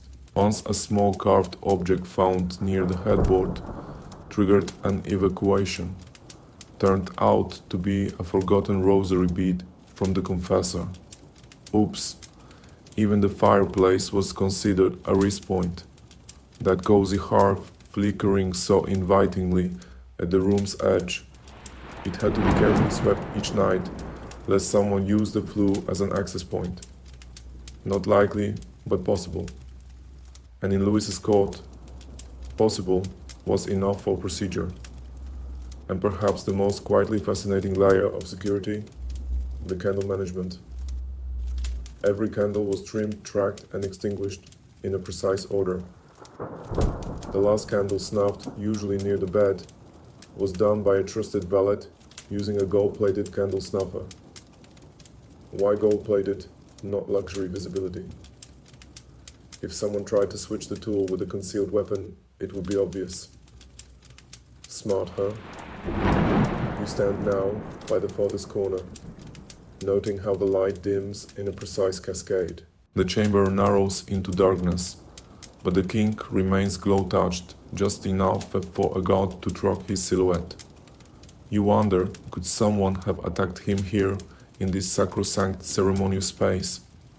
The answer, not easily, not without consequence, because even at his most vulnerable, Louis XIV had surrounded himself with layers of living loyalty. Quirky add-on. Louis once insisted on sleeping with a hidden dagger under the pillow after a particularly threatening letter reached him. He only stopped the habit after multiple valets complained about slicing their fingers during linen changes. And so the room rests now. But it doesn't relax. Everyone here sleeps with one eye open. Some literally. You watch the king settle into his sheets, his breathing slow and steady. And though his eyes close, the kingdom around him remains vigilant. Because when the body of France lies still, the consequences of vulnerability ripple outward. One wound, and the sun might not rise tomorrow. Tonight, your gaze drifts to the soft flicker of candlelight, glinting off something delicate. No, not embroidery or pearls, but paper. For all the velvet oil and lace in Versailles, the most dangerous substance was parchment. Welcome to the world of bedtime letters and royal correspondence, where Louis XIV conducted last-minute diplomacy, managed mistresses, and made military tweaks, all while reclining in his nightshirt. You slip into the chamber just as a valet brings over a silver tray. On it a neat stack of letters. Some are tied with ribbon, others folded with a wax seal already cracked because the king reads his own mail, yes, but he never opens it. That would be undignified. That's what letter valets are for. Now don't imagine these as romantic bedtime notes or casual sweet dreams. No, these are matters of state petitions and sometimes even thinly veiled threats. Louis XIV, even at the edge of sleep, was governing. The bedchamber was his boardroom and his blanket, just a particularly luxurious desk mat. Quirky tidbit, the king had a system for reading letters without appearing rushed. He would prop himself against a series of elevated pillows and read through each page slowly, sometimes twice. Courtiers believed they could interpret his level of approval based on how quickly he returned the page to the tray. Return it too fast. He's bored. Linger too long. That minister is in trouble. Some nights the king dictated responses to his secretary from bed, voice soft inflection royal. These dictations weren't mere replies, they were policy. Entire shifts in military strategy or tax policy may have begun in the folds of these night-hour whispers. And yes, more than one war was quietly planned after the evening prayers. Historians still debate how many of these letters were truly Louis's voice, versus filtered through layers of scribes. But records suggest he was intimately involved, particularly with letters to allies, adversaries, and lovers. That's right. The king wrote to mistresses, both active and former, with the same pen he used to address dukes and generals. And these love letters, far from saccharine. They were shrewd, subtle, sometimes suggestive, sometimes stony. One infamous letter to Madame de Maintenon included a single sentence about a military campaign sandwiched between flirtations. Another to Madame de Montespan ended with, "Tell your brother he's late on his levy contributions." You glance now as tonight's letter pile shrinks. One by one the pages pass through his hands. Some make it to the nearby secretary. Others are tucked back onto the tray with a flick of the king's finger signals for delayed dismissal or deliberate stalling. Every gesture here has meaning. A yawn mid-letter, not boredom, displeasure, A pause before dictation. Reflection. If a minister's name was mispronounced, that wasn't an accident. That was a warning. The sheer volume of correspondence is staggering. Estimates suggest the king reviewed several dozen notes or petitions each night. That's not counting verbal reports, secret briefings, and casual comments made by footmen who'd happen to mention something on their way to adjust the drapes. You watch now as a single letter remains. It's sealed in dark red wax. The king fingers it briefly, then places it on the bedside table without opening it. You wonder what that means. Perhaps it's too sensitive. Or perhaps, like a good story, he's saving it for last. Quirky footnote, Louis. Once had a scribe removed from court. Not for error, but for bad handwriting.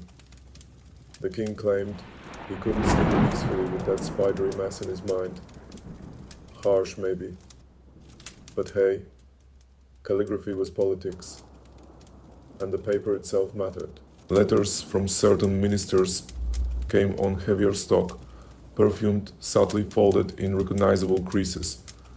A duke might fold his notes diagonally, an Italian ambassador by thirds. The king noticed all of it. Pattern recognition, more like power mapping.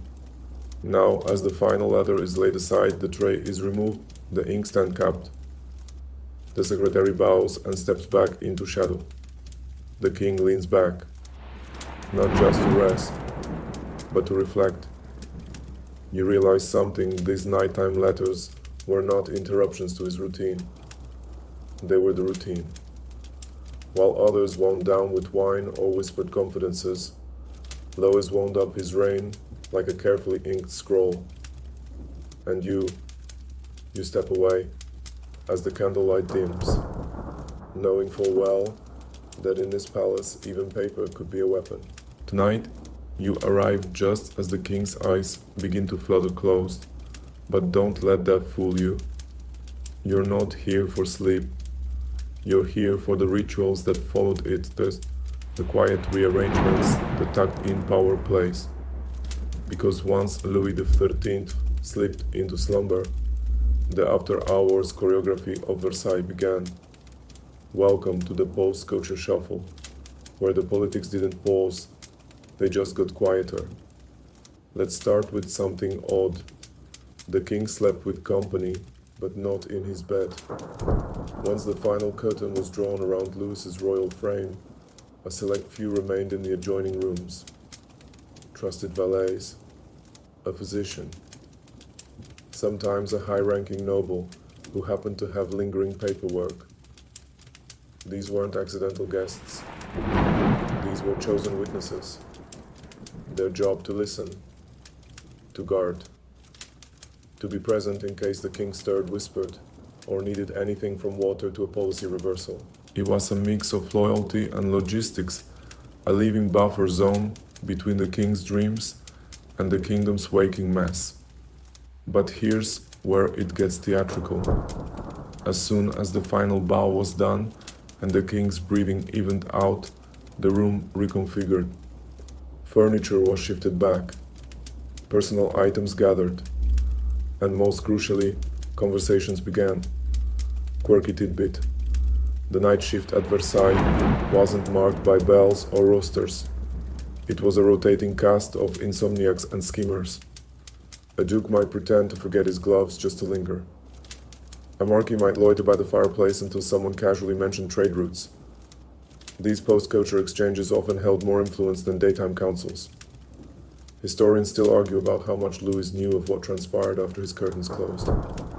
Some say he arranged it intentionally, a kind of authorized gossip hour.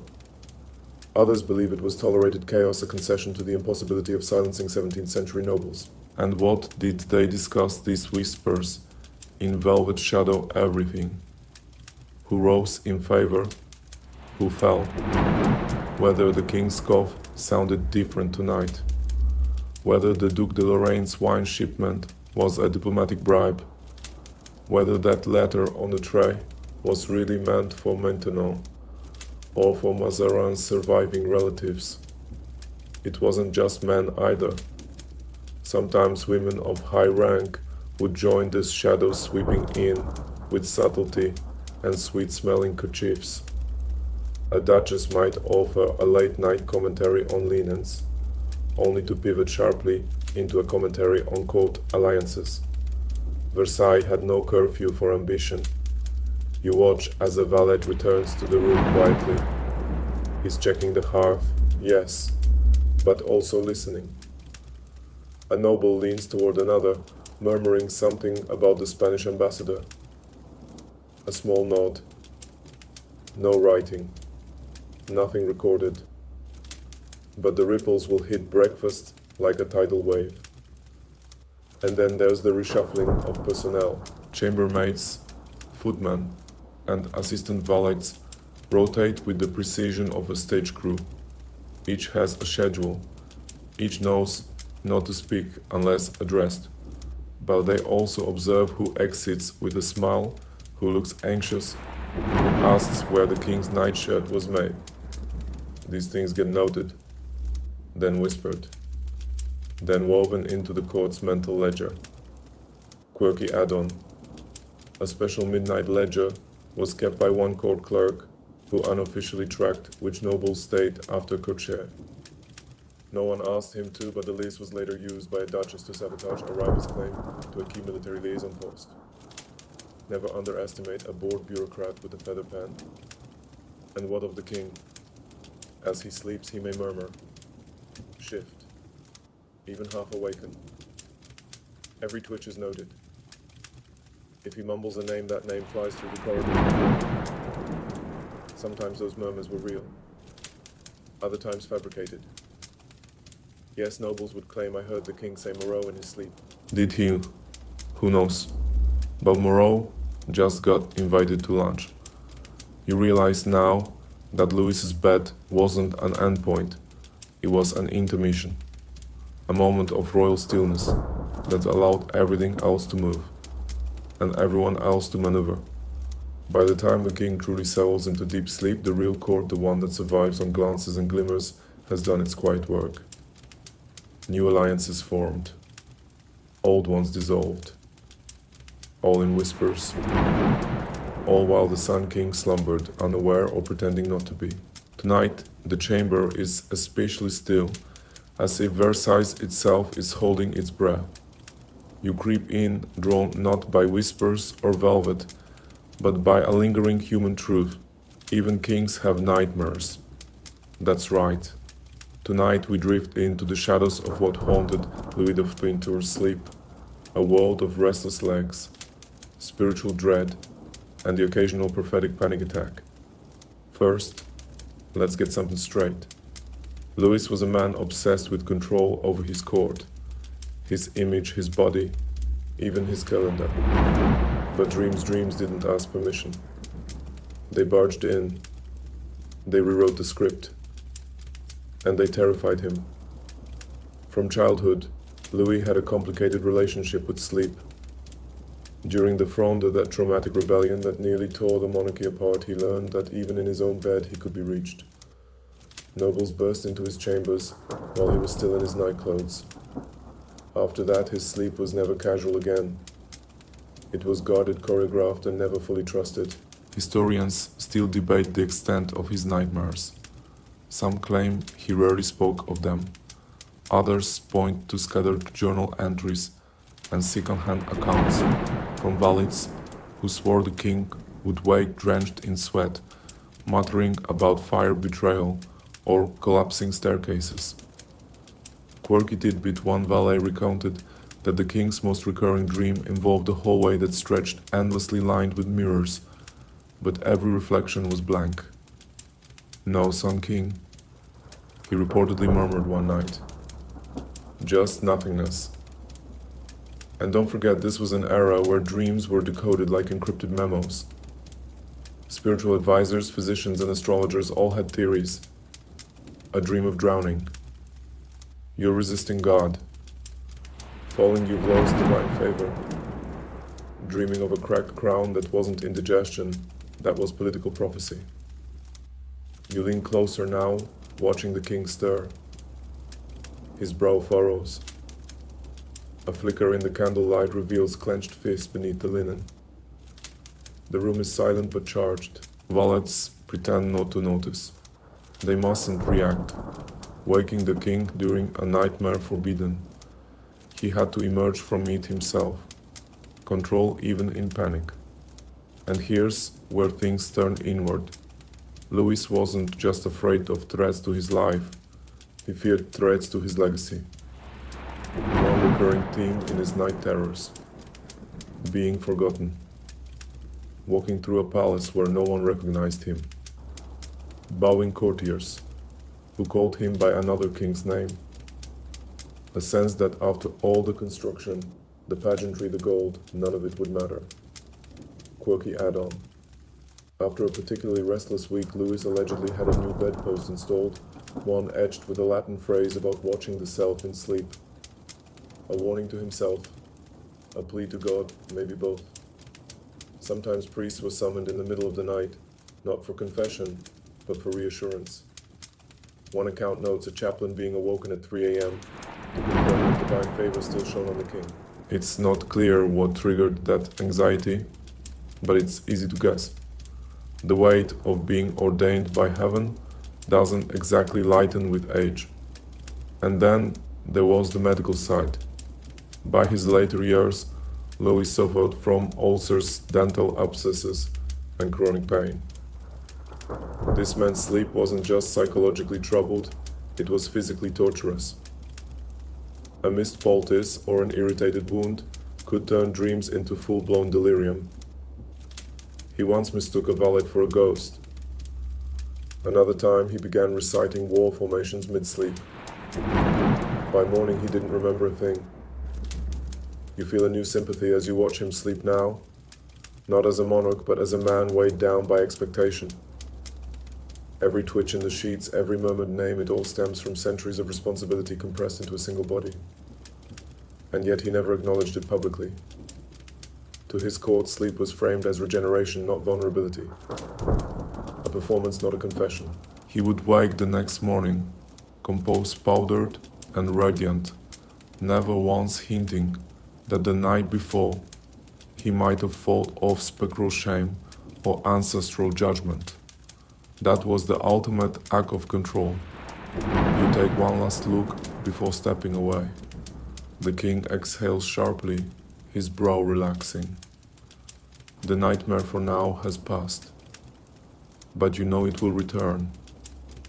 Because even kings, especially kings, are haunted not by failure, but by the possibility of being forgotten. Tonight, something is different. Not the scent, still lavender and wax. Not the velvet drapes, they still billow like quiet waves. No, what feels different is the faint sound beyond the window. Because tonight, you discover what happened when Louis XIV couldn't sleep.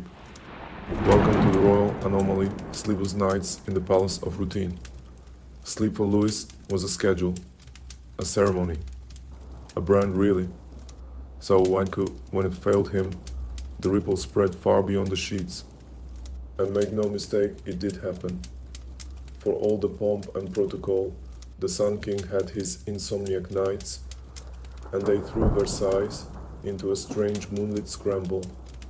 It might begin with a whisper to the valet, "I am not yet asleep," and that phrase muttered in the half-light launched an entire emergency routine. Lights would be rekindled. A secretary might be summoned. Herbalists called. Scribes woken with ink barely dried from the evening's correspondence. Because if the king couldn't sleep, no one else would either. Quirky tidbit. There was an actual anti-insomnia drawer in the royal bedchamber, a carved compartment holding dried valerian root, wax-sealed sachets of poppy extract, and tiny lozenges laced with sweetened chamomile. If the king requested the drawer, the entire room tensed. It meant a long night, and Louis hated long nights. Sometimes he'd demand reading aloud, usually by a favorite valet with a calm voice. Not scripture too heavy, not philosophy too stimulating. Instead, military chronicles, or better yet, court gossip disguised as history. It wasn't about content. It was about rhythm. He'd drift off to the cadence of conquest and candlelit betrayal, soothed by the sound of his own legend being built. Other times, sleeplessness turned him philosophical. He'd lie there, eyes open in the dark, asking valets bizarre questions. Do you think Spain dreams of me? What would my tomb smell like? One poor valet once tried to answer too seriously and was reassigned to a grain inventory post in Rouen. Lesson learned.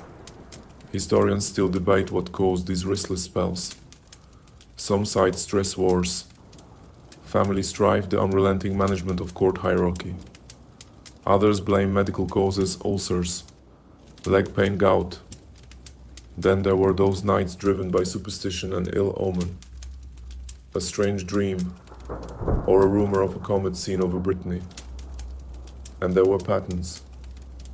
Louis was more likely to stay awake after disputes with Madame de Maintenon, or when letters from his son disappointed. Nights before major announcements, also restless.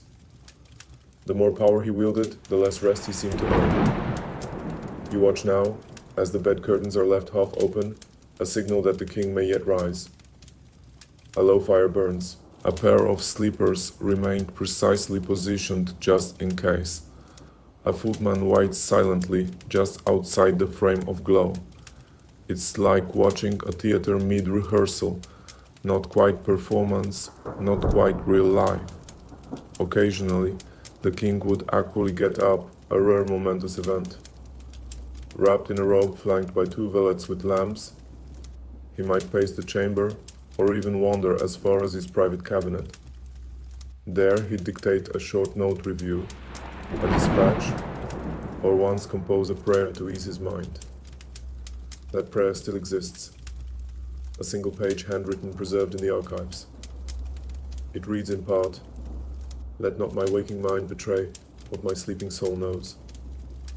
Haunting her, you imagine him now in the quiet hour before dawn, eyes wide in the candlelight. Not panicked, not pained, just awake, profoundly aware that his entire kingdom is sleeping beneath him, and yet here he lies unsettled, thinking, turning.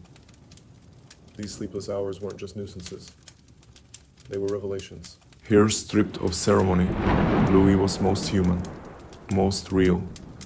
His grandeur dimmed his worries, unmasked his heartbeat, just another sound in the hush of Versailles. Quirky add-on. After one such sleepless night, Louis reportedly banned the color indigo from his bed drapes. Too active, he said.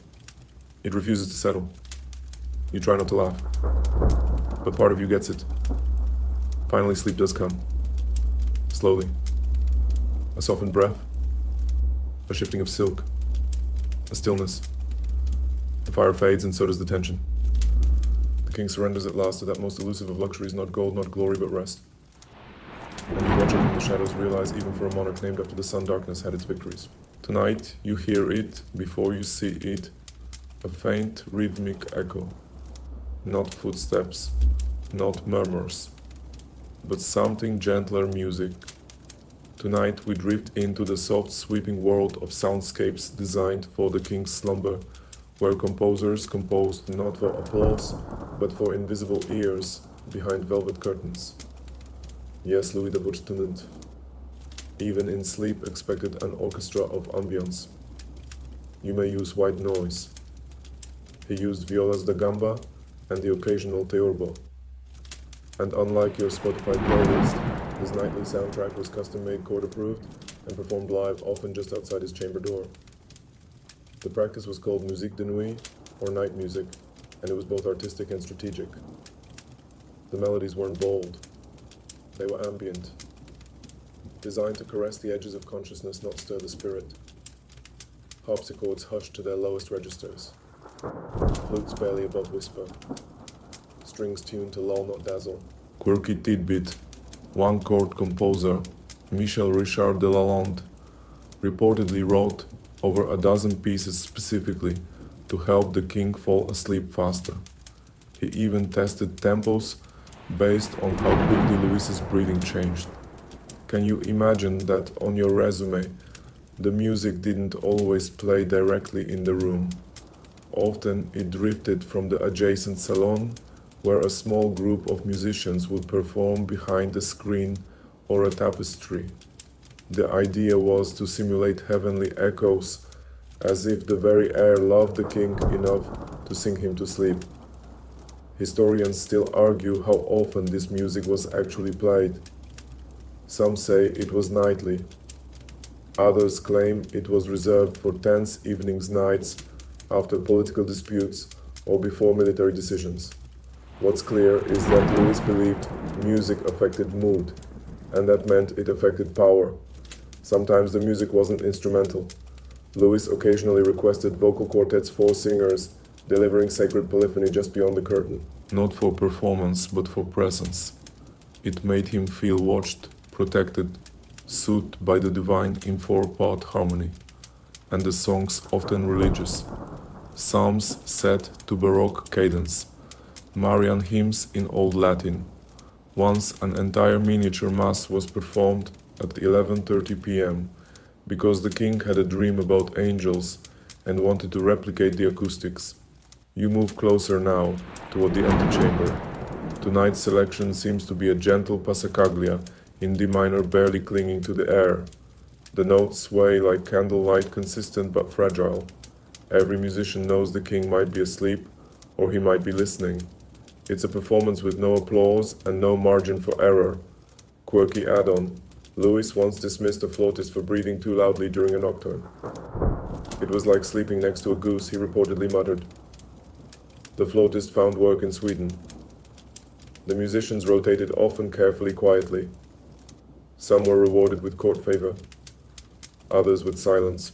And if you were lucky enough to play something the king later hummed during his morning toilette, your name was gold. You had entered the subconscious of France itself. And it wasn't just classical instruments. Occasionally, more rustic sounds were allowed in lutes, bagpipes, even glass harmonicas, depending on the mood or the moon. It was said that Louis believed the key of G major, when played at midnight, could soften the mind toward mercy. Whether that's true or apocryphal, it shaped more than one ambassador's approach to treaty timing. And then there was silence, the most deliberate sound of all. Some nights, after a tense week or a personal disappointment, Louis would request no music, not because he didn't need soothing, but because he needed stillness, a powerful silence, one that said, "I will not be cradled tonight. Let the dark speak plainly." You sense it now, the way the chamber breathes in rhythm with the harmony, the way the soft cadence wraps itself around the bedposts like incense. You realize this isn't just background noise, it's a kind of spellcraft, a sonic armor, a lullaby disguised as diplomacy. And as the final note fades, the musicians bow never to the audience, only to the idea. The chamber stills. The king stirs once more, then settles. Because for Louis XV, even sleep had a soundtrack. Tonight, you return, not for music, not for murmurs, but for something far more intimate, the body. Because before Louis XIII could dream of allegories and celestial order, he had to deal with something far more mundane, his failing health. Welcome to the hushed world of royal bedtime medicine, where poultices, plasters, and potions met power in the softest light of dusk. Let's be blunt by the later years of his reign. Louis XIV was not a well man. Decades of court banquets, battlefield marches, and the sheer strain of being the Sun King had taken their toll. His teeth nearly gone, his legs riddled with gout, his body racked by ulcers, abscesses, and enough aches to make a marble statue wince. And yet bedtime wasn't rest, it was treatment time. As you tiptoe into the chamber, You notice a subtle shift in tone, no longer theatrical. Now it's clinical. A physician sits near the fire mixing something pungent in a ceramic bowl. Valets unfold a linen-wrapped kit filled with tools, some reassuring, some absolutely not. Quirky tidbit: the king's nighttime health kit included custom scalpels, warmed oils, soft leeches, and even a silver-tongue depressor, monogrammed with tiny suns. Because apparently nothing says majesty like inspecting your ulcers with bespoke cutlery. First, the basics: ointments, applied gently to aching joints and inflamed skin. These weren't simple balms. They were custom blended, often in small batches, from rare ingredients: beeswax from Burgundy myrrh, from the Levant, and lavender oil imported through Marseille. If it smelled good, that was a bonus. If it worked, that was a miracle. And don't forget the plasters. Poultices were warmed by the fire, then pressed to Louis's knees back, and occasionally his stomach. They had to be the perfect temperature, not too hot, not too cool. One misstep, and the physician might find himself reassigned to goat castration in Gascony. Historians still debate how effective these treatments were. Some argue they merely soothed symptoms. Others insist they prolonged the king's reign by years. What's certain is that Louis believed in them, and belief in this chamber had power equal to penicillin. And yes, there were nighttime surgeries. Small ones, mind you, drainings, lancing, even dental extractions. All done quietly, with no public spectacle. Because while the king may have endured public bed-making, he did not endure public bleeding. Not if he could help it. Quirky side note: when Louis had a painful molar pulled at bedtime, the tooth was blessed by a bishop and preserved in a jewel-encrusted reliquary. He claimed it deserved a more honorable fate than most bishops. And then there were the digestive aids: herbal tonics, warm tisanes, and more experimental concoctions. One regular blend: crushed anise, fennel root, and powdered pearl. The pearl, they said, promoted calm, the fennel less flattering. It was meant to encourage wind. The atmosphere during these medical sessions was reverent but tense. If something hurt, Louis rarely said so aloud, but his valets watched closely. Any wince, any clenched jaw was noted. Physicians whispered updates to each other as if they were monks decoding prophecy. And every motion had ritual: the unrolling of linen, the passing of scissors, the soft blowing on salves to cool them. You realize now, this isn't just medicine, it's performance healing designed to maintain the illusion of invincibility. Occasionally prayers were murmured during the process, especially if the king seemed unusually pained. Not loud, not theatrical, just whispered invocations, sometimes in Latin, sometimes in Old French, as though God were being reminded to pay special attention tonight. And what of the king? He bore it all with what contemporaries described as stoic grandeur. No cries, no dramatics, only the occasional dry observation. Well, at least it's not my nose again. You stand back now as the final bandage is applied. The fire has dimmed. The ointment jars are sealed. The linens faintly stained with salve are folded away. The king's breathing steadies. And you realize in Versailles even pain was pageantry. Tonight the palace moves a little slower. Footsteps are softer. Drapes sway with gentler rhythm. And here, in the most hushed corners of Versailles, you sense it to the final act drawing near. Because tonight, you witness the ultimate kosher, the end of ritual, the end of reign, and yes, the bedtime that never wakes. Louis XIV, the Sun King, did not believe in small exits.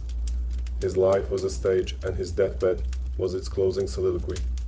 And so, in the final days of August 1715, As infection overtook his leg and his strength waned, he did not retreat from the performance. He leaned into it. By now his health had been in quiet decline for months. The royal physicians had tried everything: leeches, purges, tonics of rhubarb, and crushed rubies. But the king knew. As his body failed, he summoned his heirs, his ministers, and even his household staff. Not to lament, but to model a death as calculated as any coronation. You're standing by the wall now, and the chamber feels different. No more protocol for its own sake. Everything has weight. When Louis speaks, it is slower, softer, but deliberate. "I am dying," he reportedly said, "but I do not regret having lived." Quirky tidbit: he insisted on being fully dressed for his final coucher. The usual nightshirt was replaced with a ceremonial robe. The bed, normally fluffed and hidden behind heavy drapery, was left open, exposed. This wasn't vulnerability. This was legacy on display. The room filled quickly: princes, priests, generals, each watching as the king, even in illness, performed his role. He gave parting words to his successor, a young boy who would become Louis XV. He confessed. He blessed. He even offered last-minute policy advice, because apparently dying didn't mean clocking out. Historians still argue how much of this was spontaneous versus scripted. Some claim the final scene was managed down to the candle count. Others believe Louis simply couldn't help being regal even in death. Either way, the effect was chillingly perfect. The court watched as the once glittering monarch, now frail, jaundiced and in pain, held center stage one last time. No panic, no whimper, just a gradual fading.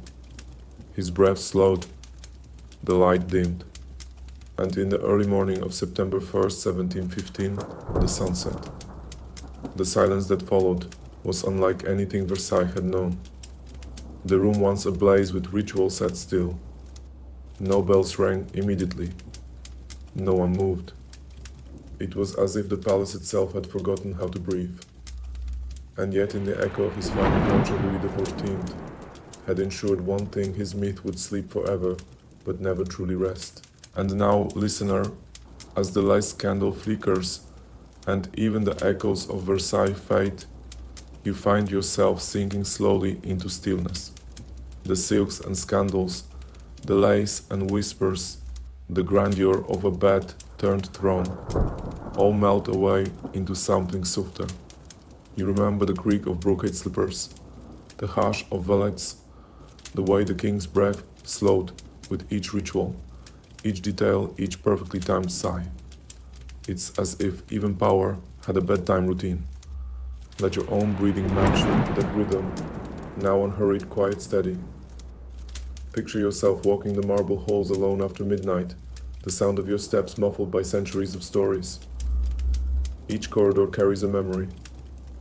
Not yours, not the king's, but something in between: an impression left behind by pageantry, repetition, and the simple human act of preparing to rest. The golden bed is far behind you now. You're not watching anymore.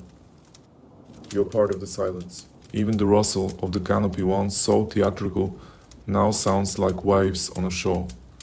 The soft hum of a distant flute. Maybe it's real. Maybe imagined sways your thoughts gently, like wind through satin curtains. No speeches now, no courtiers, just quiet. Let your body go heavy. Let the images fade. And if your mind returns to Versailles, let it be as dream soft, gilded, and just out of reach. Sleep well. End of script. Sweet dreams.